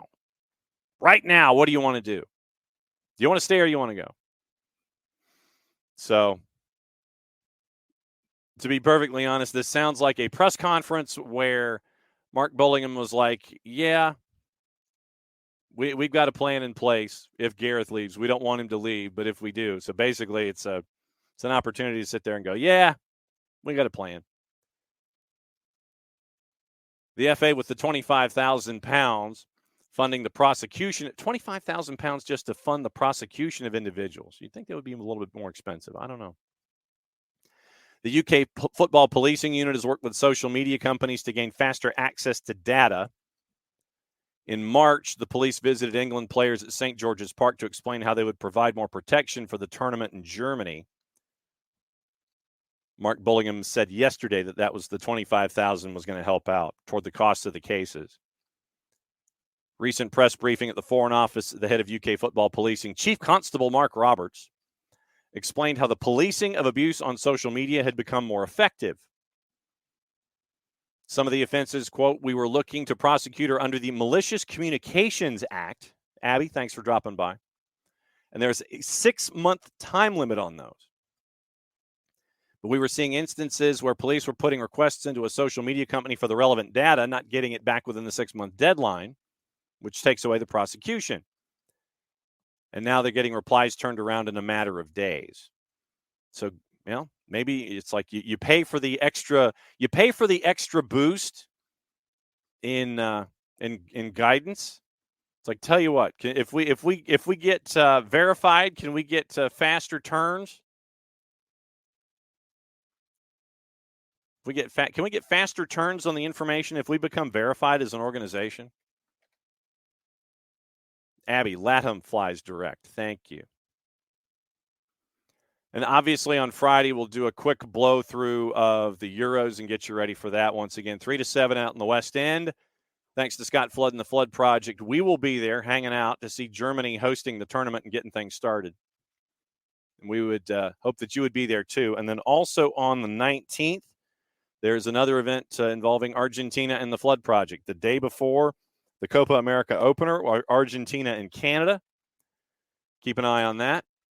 Sam Kerr's gotten a 2-year extension to stay at Chelsea and they kind of changed the signing around a little bit, and it was kind of cool where it's now Samford Bridge. So very, very cool that Sam Kerr is going to be staying for another couple of years. West Ham have completed the deal for Luis Guilherme from Palmeiras. And so we'll see. I think that was 35. I think that was on the board for 35 million in the transfer. Other transfer news, Chelsea looks like they could offer Conor Gallagher a new deal. Wanted by Aston Villa, and now the price tag, I think, is 50 when it comes to Conor Gallagher. So you've got all of that stuff. Chelsea have made contact, according to our friends at The Athletic, with Crystal Palace regarding the possibility of signing Michael Olise.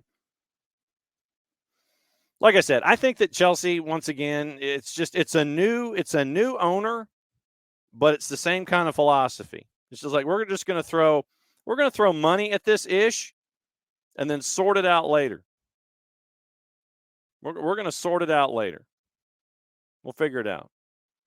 And Newcastle have now confirmed, Morning Alex, that Lloyd Kelly from Bournemouth is their first summer signing, a contract until 2029. Quoting Kelly, "It wasn't a hard decision for me to come here working with the gaffer previously." Makes a lot of sense. "I know what he wants from his players, just can't wait to get started." So Lloyd Kelly over.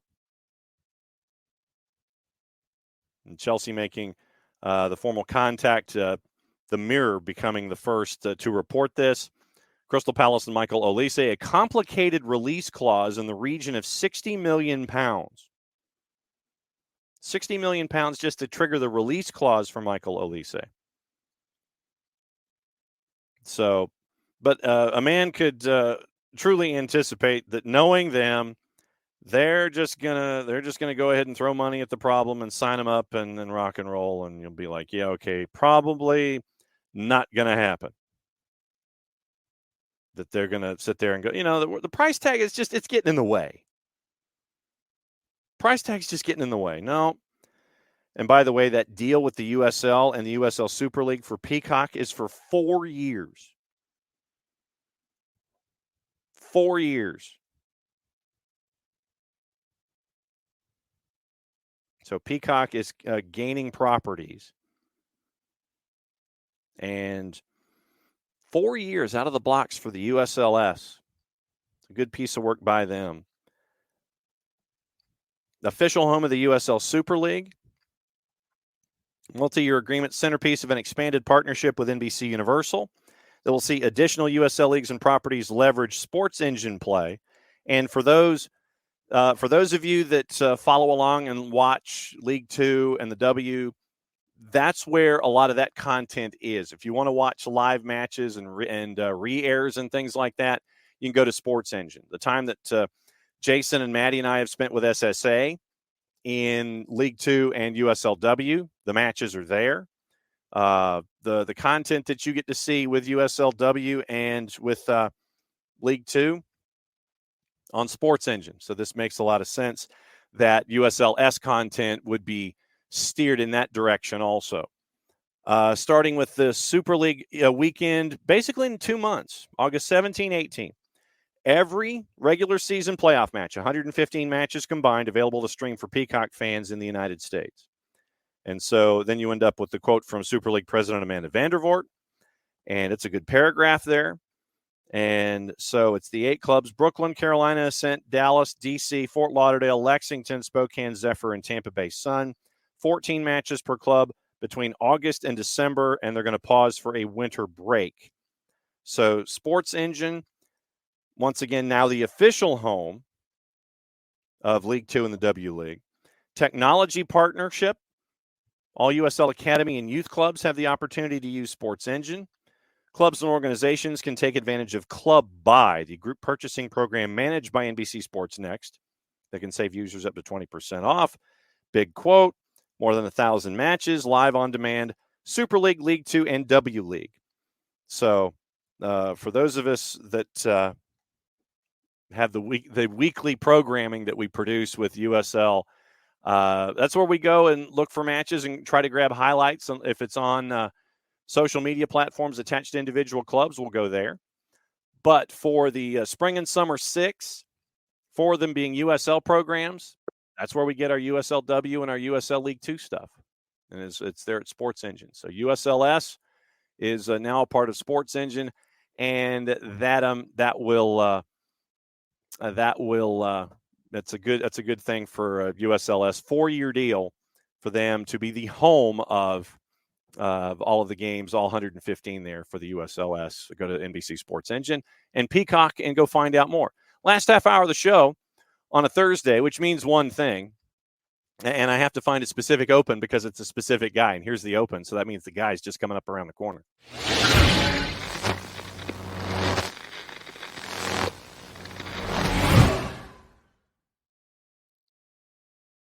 Beat 2, 3, 4. Niko, what is up? What's going on, John? SDH family. Excited to be here. Cup numero dos right here in the Pacific Northwest. Nice, sunny, yet chilly morning. But, man, with lots to talk about, we're going into another big weekend in MLS. There has been a bunch of friendlies. There's some already field to Copa America here in the States. So, lots to talk about, man. All right, well, let me start with what happened up in the Northwest with you and a conversation that you had, that the group had with Brian Schmetzer. And who posed the question, or was it volunteered by Brian, about his future and him being on the touchline and his answer? How did all of that come together? That's a great point of conversation. That has been something that we've asked maybe less directly. Actually,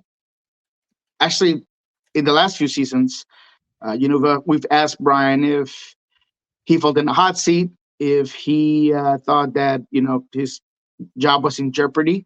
And it was my question. I took it to the next level because I felt like it was necessary. It was a fair question.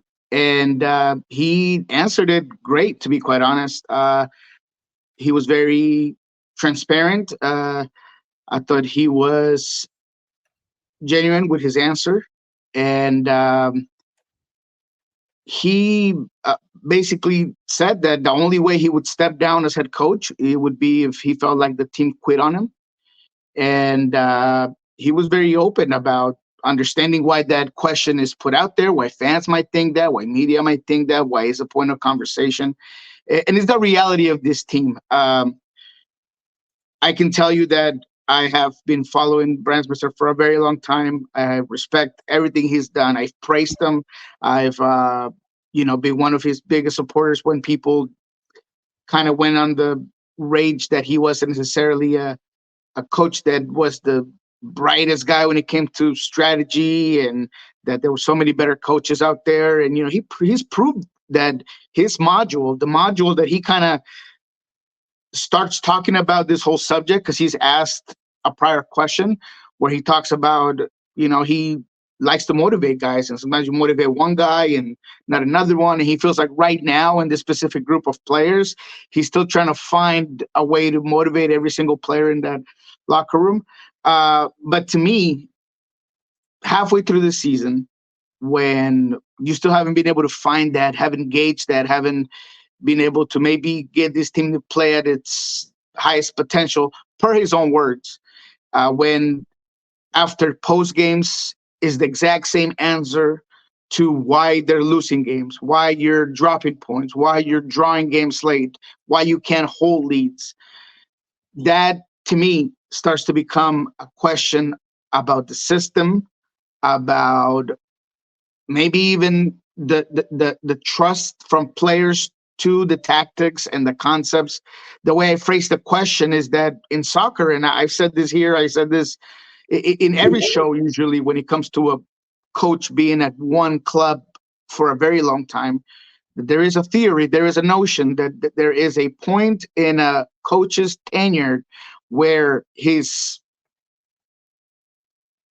thought process, where his messaging just doesn't get across anymore. Everything kind of becomes white noise to some players. And even, training sessions, you start to not feel everything from a specific coach. So I wanted to know if you felt like that's the case here. He was very clear and was very confident that that's not the case at this time, but that's how it all kind of came about. That's kind of the context behind it. That's the context behind the reasoning of the question. And again, I think he fielded that question excellent. And he made fans and those that are doubting this team, even myself, who feels like maybe there is a need or there is a change coming in that directional managerial position, he made me realize that maybe that's not the case. And I'm not taking for his word, and I'm going to give him the benefit of the doubt that if he was to feel like his messaging wasn't getting across or the team was to quit on him, then he would step away. But for right now, he's going to continue to be the coach until he possibly can. But that's kind of the whole subject in a nutshell. Because I was going to ask, we see in organizations across all sports where you have a coach, the coach has been there for a long time, and you wonder if the messaging gets stale. And it's up to that coach to either surround yourself with fresher voices, with younger voices, with individuals that they feel can relate to the modern day player in this kind of a situation. You experienced it in that same building with Pete Carroll, I want to say, where the messaging was there, but you would just wonder if that new voice is needed. And American football, yeah, but you're thinking Seattle, is this the case? I mean, and this is a team, Niko, that's only won once in their first 7 matches at home this year, where Lumen used to be a fortress. And I think that might be another thing where the alarm bells are going off with folks. Yeah, I mean, it's the results. The fact that it's the worst start in franchise history. I've never, since I've been covering this team for, 12 years, have ever seen them without answers. And that's kind of the way it feels, where it's kind of, you almost feel like you're waiting for, it's already spiraling out of control and you're waiting for it just to collapse in front of you. There's obviously nothing that's been reported and I can't say. And actually, every player has been very, very adamant and almost aggressive, telling media members that the feel of the team is fine, that there's confidence, that there's no leadership problems. One of the other media members has some body language. I don't know if I do too much on body language. In terms of frustration, there are times where body language could be looked at as maybe giving up once you maybe miss a shot or something like that, and your shoulders go down and maybe you're not into the game. But the frustration part, I don't think that's a big deal. But Jordan Morris talked about it yesterday. You could hear in his answers that he's been listening to what maybe narratives have been out there in terms of this team maybe giving up or maybe just not having that fight anymore. And the players have been very straightforward about that not being the case. So at the end of the day, what we're kind of seeing here is that it is fair to ask whether those tactics have gone stale, whether there's a need for something different. And again, it's not all on Brian. The roster build this year just wasn't great. And if you really think about it, since adding Albert Rusnak, there hasn't really been any other player that the Sounders have brought in of a bigger caliber other than Pedro, who might not even see any minutes this year, or he feels that way, right? Brian said that he needs to see him 2 weeks training in full. He didn't even practice in full yesterday. So you start to think about maybe this team is not going to have that X factor or who you thought was going to be that X factor all year long. So it's not just on Brian. There are injuries, there are problems. And again, the basic reasoning behind all of this is that this is the generational change that has been a long time coming. The rebuild's going to completely start next year when Raul and Albert are probably no longer designated players, and the team brings all this new group of players, including all of the new additions to the rules where you can have 3 DPs, 3 U22s, or 2 DPs, and 4 U22s. So it's just going to shake things up. And this team is going to have to revamp. And the idea is that they will, because they know that they have a huge responsibility by being in the Club World Cup in 2025. But going back to Brian, going back to what we just talked about, in conclusion, it's a fair conversation. If you are of the belief that Brian feels like he's not on the hot seat, his answers are finally starting to feel like he understands that. And before it was a question, now it's a reality. And now we're going more into the mind of a coach who still believes in his coaching staff, still believes in the players, and still believes that they can bounce back from their very poor form. And if you look at the standings, you could understand why he could be so optimistic, right? Because the West is quite awful right now. And that's kind of helped Brian, and the fact that maybe they have been in games, right? They have been, he said it, a bunch of players have said it. Well, if we had been able to finish this play or this moment in this game, we'd probably be 6-7 points higher in the standings. And although maybe that is something you can put your hat on, the reality is that when mistakes continue to happen and you continue to drop points, there's no consistency. It's not a reality. It's a fugazi. It's not of matter. As the Wolf of Wall Street movie kind of talked about. That's what it is right now. It's a great theory, and you could be right, but at the end of the day, the reality is what you see in the standings, what you see in results. Yeah, I mean, right now, Seattle is below the playoff bar, but it's 3 points out, match in hand against Portland. 18 points to Portland's 21. Colorado's at 22. Houston has a better goal difference, and they've played one less match, and they're in 7th. So literally you are 5 points out of 6th place, and then you start to get some separation with Vancouver and everybody north of that. But you're 5 points out of 6th in the West, and frankly, a win with a match in hand and working some goal difference getting into the playoff picture. So, I mean, Kefsey in the Twitch pitch is talking about zombie Sounders, which is something that we always talk about here, where they're below the playoff bar and then they hit a run and then they rocket up the standings and finish wherever they stand. So, I mean, is this a possibility of another zombie Sounders run? Can they piece it together, or is this going to be difficult to turn that engine over this year to do that?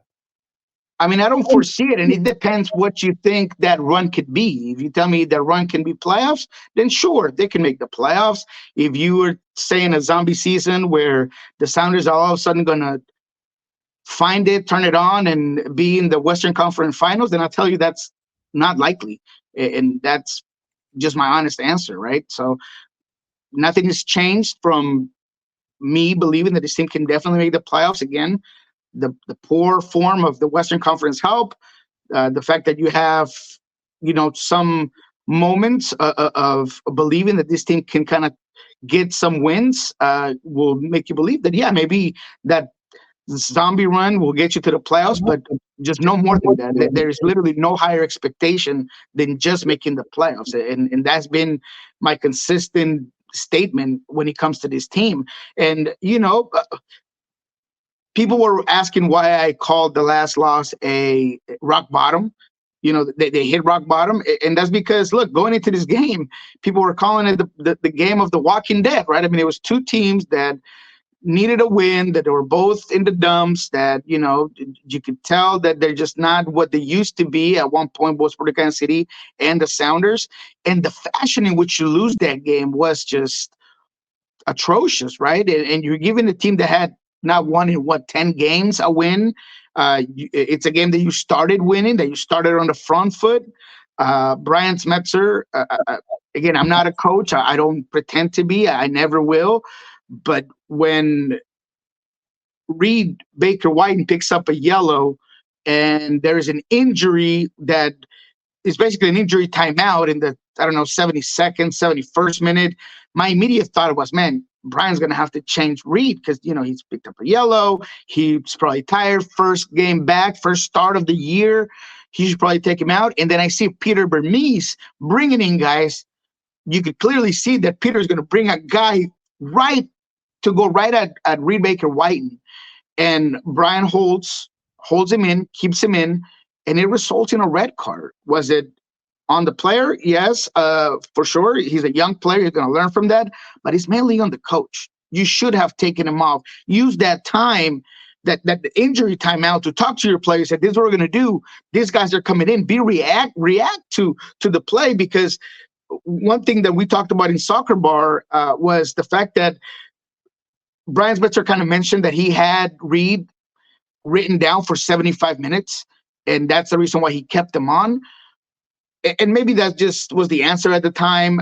He expanded on that this week, but that's not the answer you want to give. If the reason why I didn't take off a player is because I had it planned prior to the game and because it was on my notebook, then I'm not reacting to the game. I'm not watching what's going on. I'm not seeing the players' demeanor and tiredness, and again, reacting to what Peter's clearly doing. That's going to be adding fresh legs on that side. Again, I'm not a coach. I'm saying this from my couch and not when the pressure's on, when you're on the bench. But then I also expect one of those 5 assistants to say, hey, Brian, maybe we should take this guy off. So it's all kind of compounding to the point where I felt like this loss was terrible. Then another question I had for him was why he brought in Tino, a very young player, first game, coming up from Tacoma Defiance to close the game on that side. Obviously, he had his players back. He said, I believe in them and stuff. But immediately you start thinking, right, he's bringing this guy to close the game, pulls Rusnak out. You're absorbing all this pressure. You're going to 3-man back line, and you're putting 2 young players in Cody Baker and Tino on the same side. And then all of a sudden, that's the lane that gets used for that second goal that kind of puts it all the way for Sporting Kansas City. So there is room for criticism. Brian has not shied away from it. He's taking accountability, and he believes that he can turn it around. Now they go against a very tough, hard Minnesota team, hard to break down, that they're very simplistic, but they're very physical and they're very effective on what they do. Atlanta saw what they can do, just willingly, just moving things around, a very physical back line. So Seattle's going to have to bring it if they're going to want to have a good result on their 50-year anniversary game, by the way, where you have your entire alumni coming down. It's supposed to be a game of celebration. I don't know what the attendance is going to look like, right? They're coming in from a game where they had their lowest attendance since 2009. So what that looks like on Saturday, that apparently might be kind of rainy and crappy, I don't know. So it's going to be interesting to see what the atmosphere is like and what the result at the end of those 90 minutes is. All right. So now that we are in the final 10 minutes of the segment, I know that we talked a lot about what's going on with Seattle. Now that we talked in the first hour about the U.S. and Brazil after what happened last night, after what happened with the U.S. and Colombia, where Colombia takes them out back and takes out the whooping stick. And reminds them what's going on. Then the U.S. wakes up and they draw Brazil. When you look at this group of friendlies, and I'll leave it as wide open as you want to leave it before we get into cliffhanger, from this group of friendlies that we've seen here in this international window, whether we're talking El Tri, anybody else getting ready for Copa, the U.S. men's national team, what have been some of your highlights in this international break for teams getting ready for either Euro or Copa or whatever? What's stuck in your brain? Yeah, first of all, I want to kind of use a caveat here that, or a disclaimer that for me, there's no reason why you should overreact to friendlies, right? I understand that the 5-1 loss for the U.S. men's national team was alarming and people were going crazy of it, but you got to kind of see a little deeper into it when, you're trying to see what Joni can do, and you're adding him off as a starter, and you're trying to kind of figure things out, and you're going against a Colombia team that I warned y'all, they're red hot, baby. I mean, this is a really good Colombia team. Don't let nobody lie to you. People have Brazil over them as like contenders. I think it goes Argentina, Uruguay, Colombia. And they were just on point that game. But when you try to overreact to a friendly where things just got out of hand, right? I mean, that game between Colombia and the U.S. could very easily end at 3-1. If it was a a game where you weren't trying to try new things, if you weren't bringing in guys and modifying things and trying to see what you can get out of a friendly that is supposed to prepare you for a bigger purpose, that bigger purpose being Copa America. So let me just put that out there. I didn't overreact to the 5-1 loss. It was bad.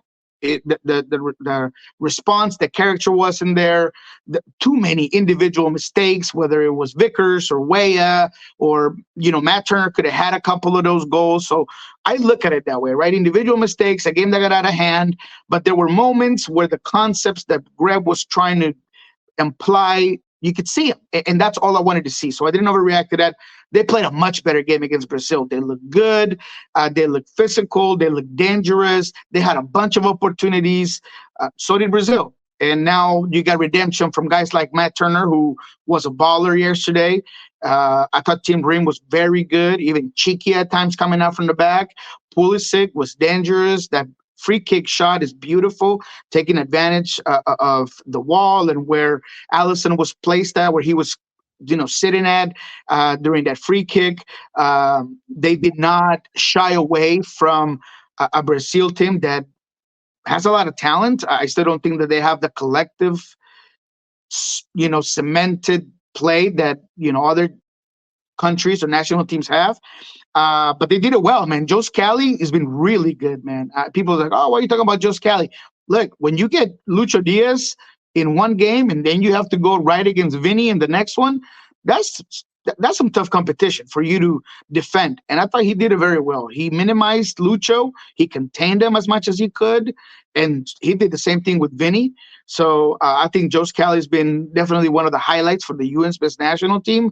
But I thought it was good. And I thought that all in all, I feel like I won the conversation when it came to not freaking out about the 5-1, because you saw a difference against Brazil. And you saw some of the same concepts, some of the same beliefs kind of come to fruition when you had certain guys, when you were able to adjust certain things. So I thought it was a good couple of friendlies for the U.S. national team, regardless of not getting a win and that scandalous 5-1 loss. Now, when it comes to a 3, that's way different, man. Because, and again, this is people overreacting. They went from wanting to hang Lozano, like, oh my God, this guy cannot coach. We should have got so many other people.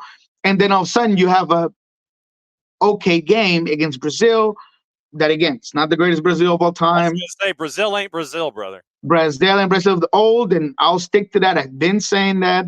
And also Brazil, the ones that were up 2-0, they downshifted and they started kicking the ball back and moving it around and stuff. So I'm more worried about L3, especially because it seems like Jimmy just doesn't know exactly who his best players are going to be. I feel like the 4-3-3 that Mexico's currently running is too soft down the middle. Both games showed you that when you have good ball progressors, Mexico has no grit in that midfield, man. They really don't, because Charlie's not a great defender, and then they have a huge issue on their left side of defending where Arteata is at. That guy, man, he cannot defend himself in a golf course. I mean, it's tough. He just looks poorly when it comes to defensive one-on-one markup. So there are a lot of more issues for Mexico. I still believe that they're going to flame out, although the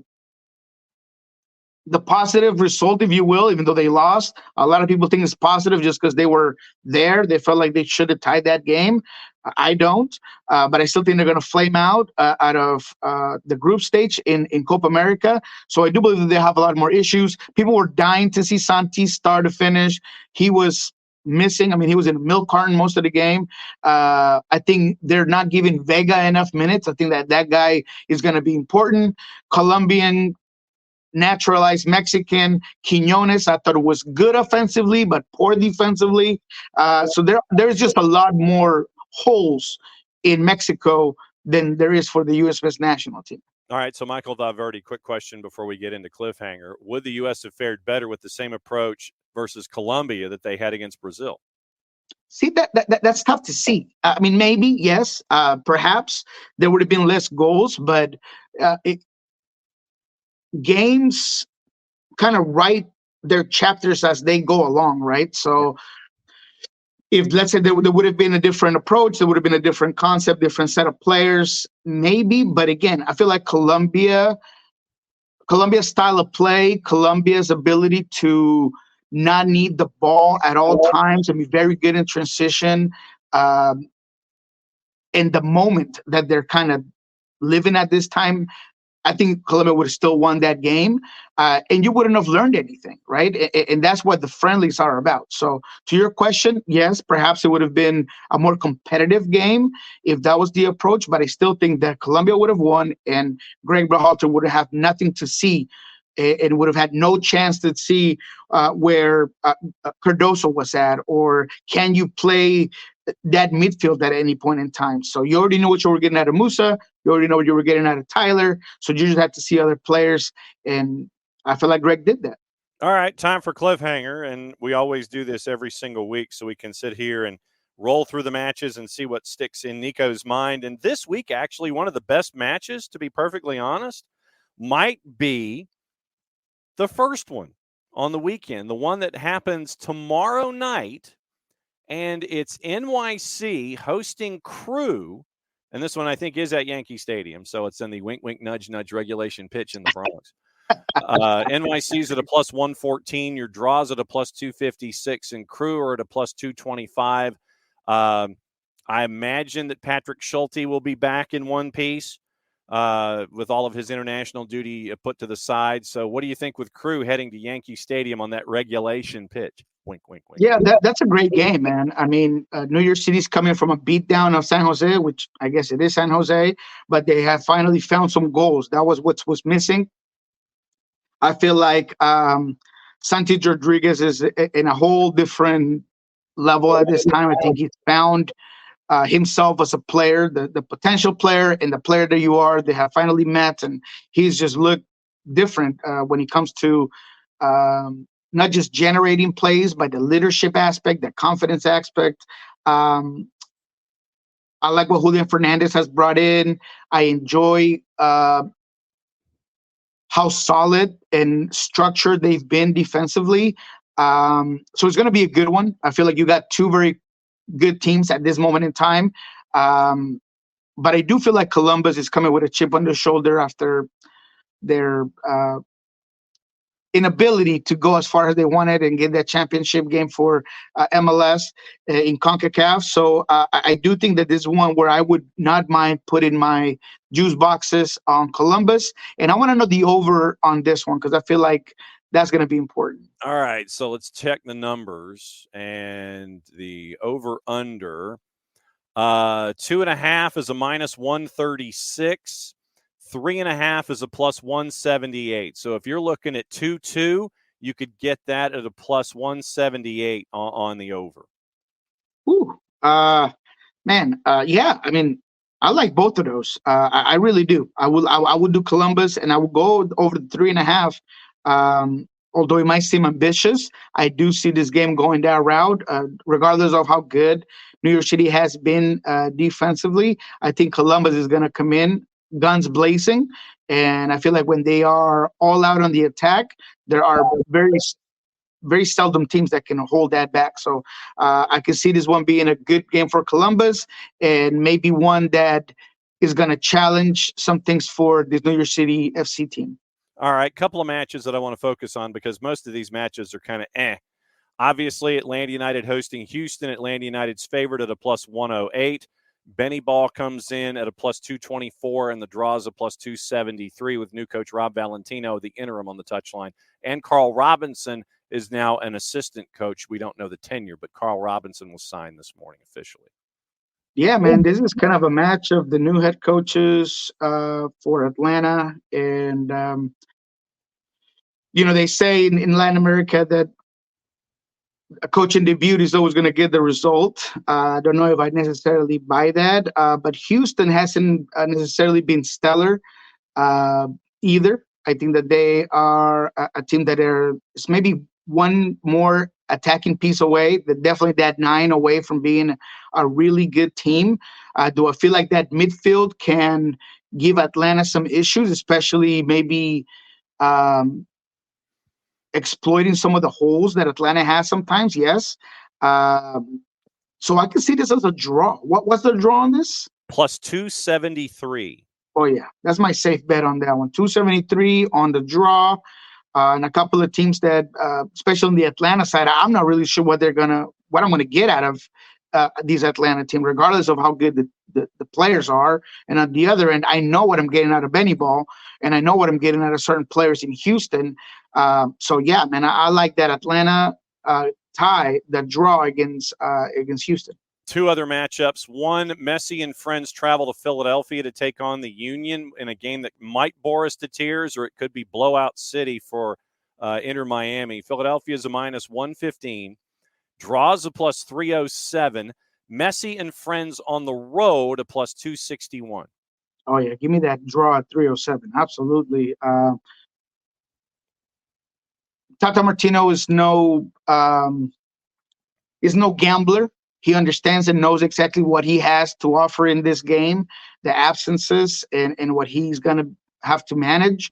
I do believe that this team has the depth to give inconsistent Philadelphia team a run for their money. So I think that a draw, it's fair for this game. I would like to see more out of this Philadelphia team, but it feels like they are at peak and they don't go past like fourth gear, and they just don't have that extra as much as Ura has good moments and Gazdag has good moments, and soon to be going to Europe, Carranza is a monster. And there are some issues for Inter Miami defensively, but I feel like they have enough on the offensive end to make this a draw, probably a 1-1, 2-2 type of game in this one. All right, so what happens in the 50th anniversary match? Seattle's a minus 147. Minnesota United comes to town. Draw is basically a plus 300. Minnesota United to win a plus 368. Oh, man. This is such a tough one because I was either going to go draw or I was going to go Minnesota on this one. And the more I try to move around this Rubik's Cube, man, I feel like what Minnesota does well is be hard to break down. They're physical. They're not going to allow you moments of transition. They're well coached, man. They're not brilliant, but they're just so good at what they do. And I feel like their forte goes in line with Seattle's weaknesses. Being able to break down teams that play deep blocks is not and has not been this team's forte. And talking about the Sounders in the past, even more or less now, where it feels like they're a very slow possession team, where it takes so long for plays to develop, when they miss Jordan Morris so many times. I feel like there's going to be some changes here. I feel like the Seattle Sounders, going off of what, just reading in between the lines of what Brian has talked about, I feel like he's going to go again with Jordan Morris up top. Leo Chu's back, right? He's been ready. He did not get used last game, which maybe leads me to believe that he could start this one. So there might be changes in this lineup, might be changes in the tactics. And when you put it all together, I feel like you have a team in Minnesota that is already bought into a concept. They've got results out of it. They seem to have a huge high motor. I feel like they're going to win this game. So as I try to make more excuses. You're working that Rubik's Cube hard, brother. Yeah, I got to tell you that I feel like Minnesota is going to end up winning this game at home. And it's a tough one because it's your 50th anniversary. I hope to be wrong. I really do. Maybe this team can put it together. They can use this moment to kind of have a momentum, special moment and shifting moment in this season. But when I look at that back line for Minnesota, I see how physical they can be. I really do think that Seattle's going to end up being in their back heels in this one. And not necessarily because of Minnesota dominating the game or dominating possession, but because they're not going to be able to do what they want to do, and they're just going to get in their head, and Minnesota is going to end up winning this one. All right. When you come back next week, we'll talk about that one. We'll talk about Benny Ball because on Wednesday, because we're dealing with schedule compression, 3 matches in 8 days for everybody, Wednesday night will be a road game in Houston, so we'll talk about both of those coming back next week. What's going on at Soccer Bar and Pulso Sports where you got a jet because you got another show? That's right. Soccer Bar is going to be amazing today. If you get a chance, go ahead and check it out. We have Chicho Rango talking to us. We're going to touch base on his season, what it feels like to, at this moment, be better than Messi. I mean, in what, lifetime does a, player get to say that, that they're competing, neck to neck with Messi. And right now he's the more productive player. And he's leading the MVP race. If we don't want to just take the fans' votes on it, it would just go by soccer analysis. So we're going to get to talk to him. We talked about Colombia, why he's maybe not part of the national team, so it's going to be a good one. Check it out. He's a guy that I believe could be, and at times feels like he should be part of this national team for his style of play, his profile, versatility, and especially for his current production.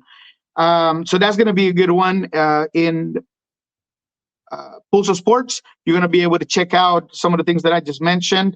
We are going to be talking, hopefully today, to Obed Vargas, who has applied to make a one-time switch from representing the U.S. men's national team to the Mexican Federation. That's going to be interesting because it's something that you don't see every day. He's a young player that had declined a U19 call-up, and I didn't think much of it at the time. I feel like I should have now, obviously. So we're going to get to talk to him and ask him, why are you doing this? What's the reason behind it? Does it feel like it's an easier pathway to get into the senior team? Like, why do you make this change now? Because, look, Obed Vargas is extremely talented. He's been part of the youth system for the U.S. men's national team for a long time. I do know their family, and his dad is a proud Mexican, and so is Obed. He grew up watching the U.S. men's national team, and they're very grateful for what the U.S. has given them and provided them, including the U.S. Soccer Federation. But at the end of the day, sometimes those roots are pretty strong, and maybe that's the reason. So check that out, Pulso Sports today. We're going to get a take on why Obed Vargas made the decision to no longer represent the U.S. national team, but Mexico instead. Looking forward to it, brother. I know you got to jump, and thanks for hanging on because the fourth hold up the light board, and we went some extra time this morning. I really appreciate it. Enjoy that second cup of coffee. We'll catch up with you next week where we'll have two matches to talk about. Thank you, my friend. Have a good one. Enjoy it. Enjoy the weekend. Oh, happy Father's Day to everybody. Make sure that we do things for dad. Look, I love moms. They're the greatest thing in the world, but give dad some love, man. As someone who has two wonderful kids and have been a father from a very young age, I really do appreciate my day. I do like to have my steak, my day, things my way. Go ahead and do it for dad, guys, all right? So happy Father's Day to all the wonderful dads out there. All right, what he said. Be good, my friend. We'll see you next week. There he goes with the salute. He's going to enjoy his second cup of coffee. All right, so KFC, Pink Team, another transfer rumor. Please explain why salaries are not real. I think that salaries are real, and the link that KFC's talking about is Rafa Varane. Apparently now, as a free, it is possible to sign him to a deal. It's because he's a free agent. So you look at that, and it could be something to help out during the home stretch for Messi and friends with all the injuries. And I know that they're with Nicola Frere, I know that they're trying to figure out what to do at the back. And Lionel Messi, in the interview that he had recently, said that, yeah, this is his last gig. Loves to play, but he knows that the career dissipation light is coming. I'm paraphrasing. He didn't use that term. But he says that this is his last gig. And once again, KFC, this goes back to the point that we've been making a lot. I'd love to know, and you look at the figures, and we looked at the salary figures this year compared to last year. Basically, it was almost on the wimpy approach, but with Busquets and all of you pay him a low number to come in, and then year two, we'll throw in a bunch of incentives, and we'll jack up your salary, all these kinds of things. I think that, I think that on one hand, LA and Messi and friends should be commended for pushing the envelope. They absolutely should. because they've come in here and they've decided that that's their approach. And if that's their approach and they're going to just, go Scrooge McDuck on the whole thing and just shovel money and, all right, we're going to, mortgage our future for winning stuff now, fine. That's your shtick. Good on you for doing it, and good on you for challenging the league and having capologists who know the league profile to get you up against the cap number. Like I said, John Thornton, Chris Henderson doing fantastic work. But I would love to know what the cap is and where folks are up against it. Like I said, we can go to NHLnumbers.com, whatever the website is named now because it's gone through a couple of incarnations. We can go to the NFL. We can go to the National Hockey League and NHLnumbers.com and whatever sites. And we know what folks are spending. We know the salary status. And especially with Messi and friends, with the injuries that they have and the season-ending injuries that they have, I'd love to be able to know, okay, prorated, what is somebody making now that they're in the door? I'd love to be able to know those kinds of things. So we're not sitting here each and every time we see a rumor. And if Tata wants to change, look, Tata's got the keys to the palace. It's just like, and he goes to the Moss Brothers, it's one of those where you go knocking on the door and it's like, hey, I need something. And, you're trying to figure out how you can fill an absence on your roster. Penny. Sheldon. And that's Tata going to the Moss Brothers office and knocking on the door. It's like, hey, I need something. And the Moss Brothers are like, yeah, sure. What do you need?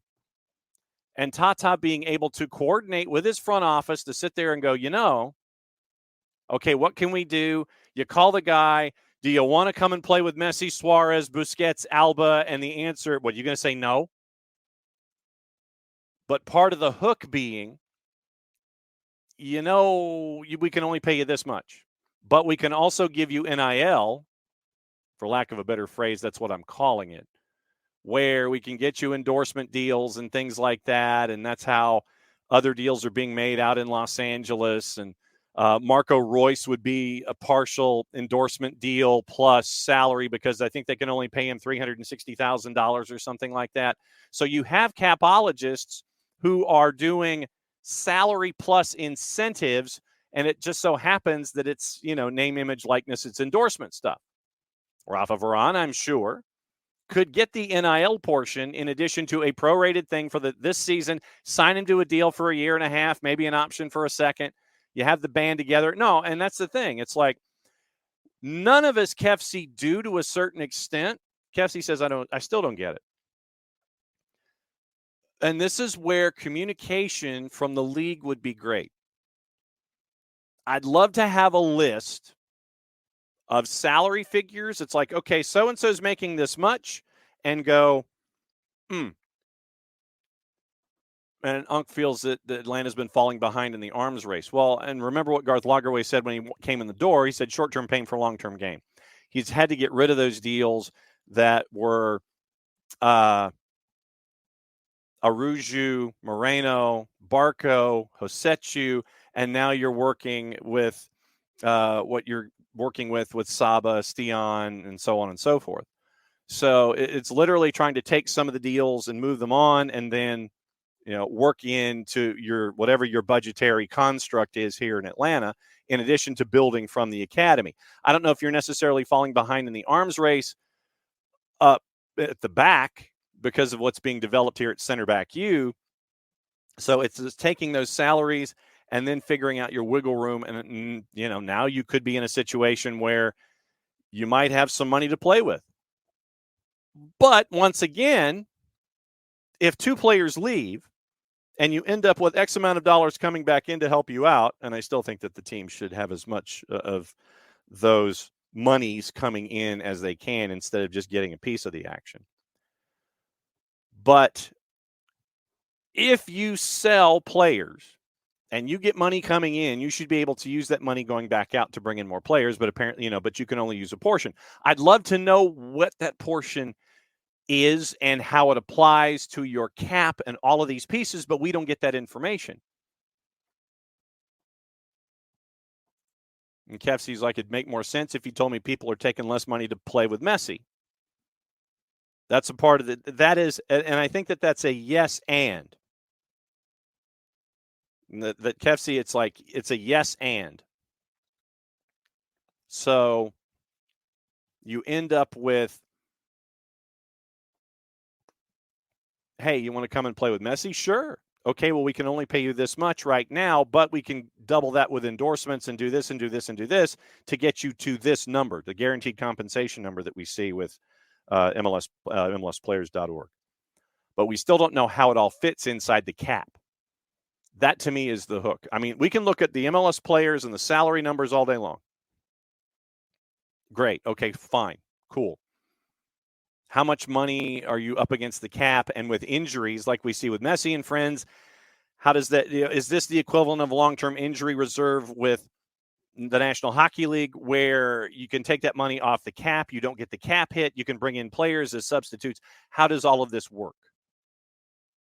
And not having that information, I think, puts us all at a disadvantage in understanding where the league is from a salary structure. I think that the salary cap should be increased, but I still think you need a floor instead of just sitting there. Look, if you pull the governor out of the golf cart, and that's the way you want to go, I don't think that's wise at the moment. I don't think that you should just pull the golf tee out and then just go hauling ass down the fairway. But I think that it could be more than, was it 8.3? I think you ought to be able to have more than that. But you've got to have a floor so no one's like the Arizona Coyotes and just kind of doing their thing. Not having that information puts us all at a disadvantage. And while I can respect what the Moss brothers are doing in assembling this roster, every time a rumor like this pops up, you can't sit there but go, yeah, okay, they're getting whatever they want because they're chasing after dudes. Is Nicola Ferrer on long-term injured, the equivalent of long-term injured reserve, where his number doesn't go up against the cap? Are all the injured players in that same boat? What's the prorated number? We don't know that information. And I think that we should be able to have some kind of a resource where we can piece this all together to where, yes, I can respect what the Moss brothers are doing, but then every time you see a rumor like this come across the table, we can put it in its proper context instead of sitting there and going, yeah, okay, it's Inter Miami. Yeah, they get to do what they want. So it is a long-standing problem. It is a long-standing issue involving what's going on.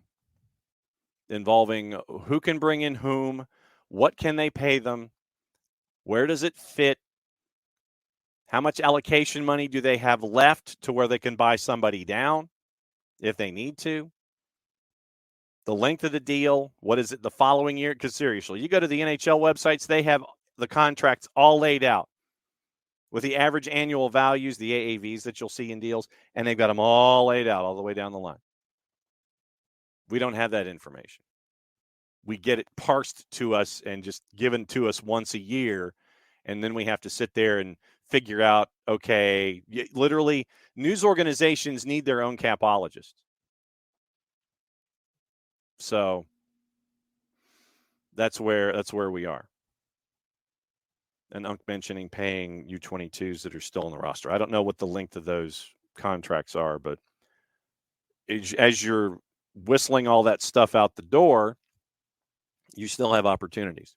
So we'll see what happens. But I think the biggest thing in all of this, when you see a rumor like Kefsy brought up this morning with Rafa Varane, what can you pay him? How long is the deal? What's the NIL version? What are the additives? And we only can get an answer for maybe one of those four, maybe two. And I think that holds Major League Soccer back at points. That's just me. We went way over this morning. Thanks to Bart for dropping by. Thanks to Jarrett for dropping by, talking about the USMNT. Tomorrow, it is hopefully we get to catch back up with our friends from Beyond Goals Mentoring. It's the weekend whip around, patent pending, trademark coming sooner, hopefully rather than later, where we get to talk about Atlanta and Houston.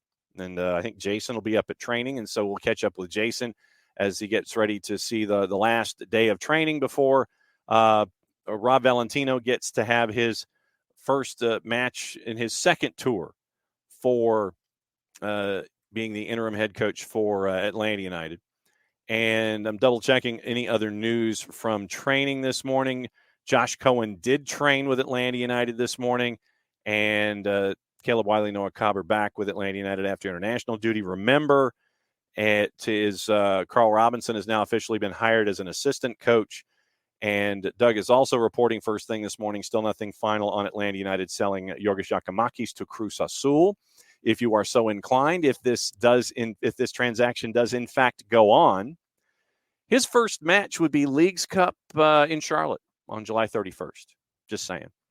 And according to Doug, Gigi has not yet traveled to Mexico, but that does not mean that his agents and or representatives have not. So we'll see. Tomorrow, once again, back at it 9:05, and we'll discuss things. Don't forget, the Spring and Summer Six-Pack starts to be released later today. All of our USL content, NPSL, WPSL over the next couple of days. And we'll take you through the leagues, get you ready for what happened over the last 7, get you ready for the next 7, and we'll try it all over again. Busy weekend for us on a lot of different fronts. Apotheos has a home match, and Impact has a home match as well. Decatur FC has a match at 7 o'clock Saturday night, so it's very, very busy. If you're not going to the Atlanta United match, you can go see Georgia Impact, you can go see Apotheos and Jarrett at Silverbacks Park in the NPSL, or you can see Decatur FC and go support your local teams. All right, so that's another go-around here of SDH. Thanks to Nico for dropping by and talking about what's going on in Seattle. Beat 234. Back at it again in less than 22. Since it is the end of the show, that means I get to do this. Thanks, as always, for all of you guys for being the great part of the show that you are. We'll be back at it again. Wow, almost 21 and a half hours from now. We did go long, and thanks for hanging out with us as we went long today. Back at it again tomorrow. Mucha plata, y'all. Play it safe, and we'll see you then. Bye.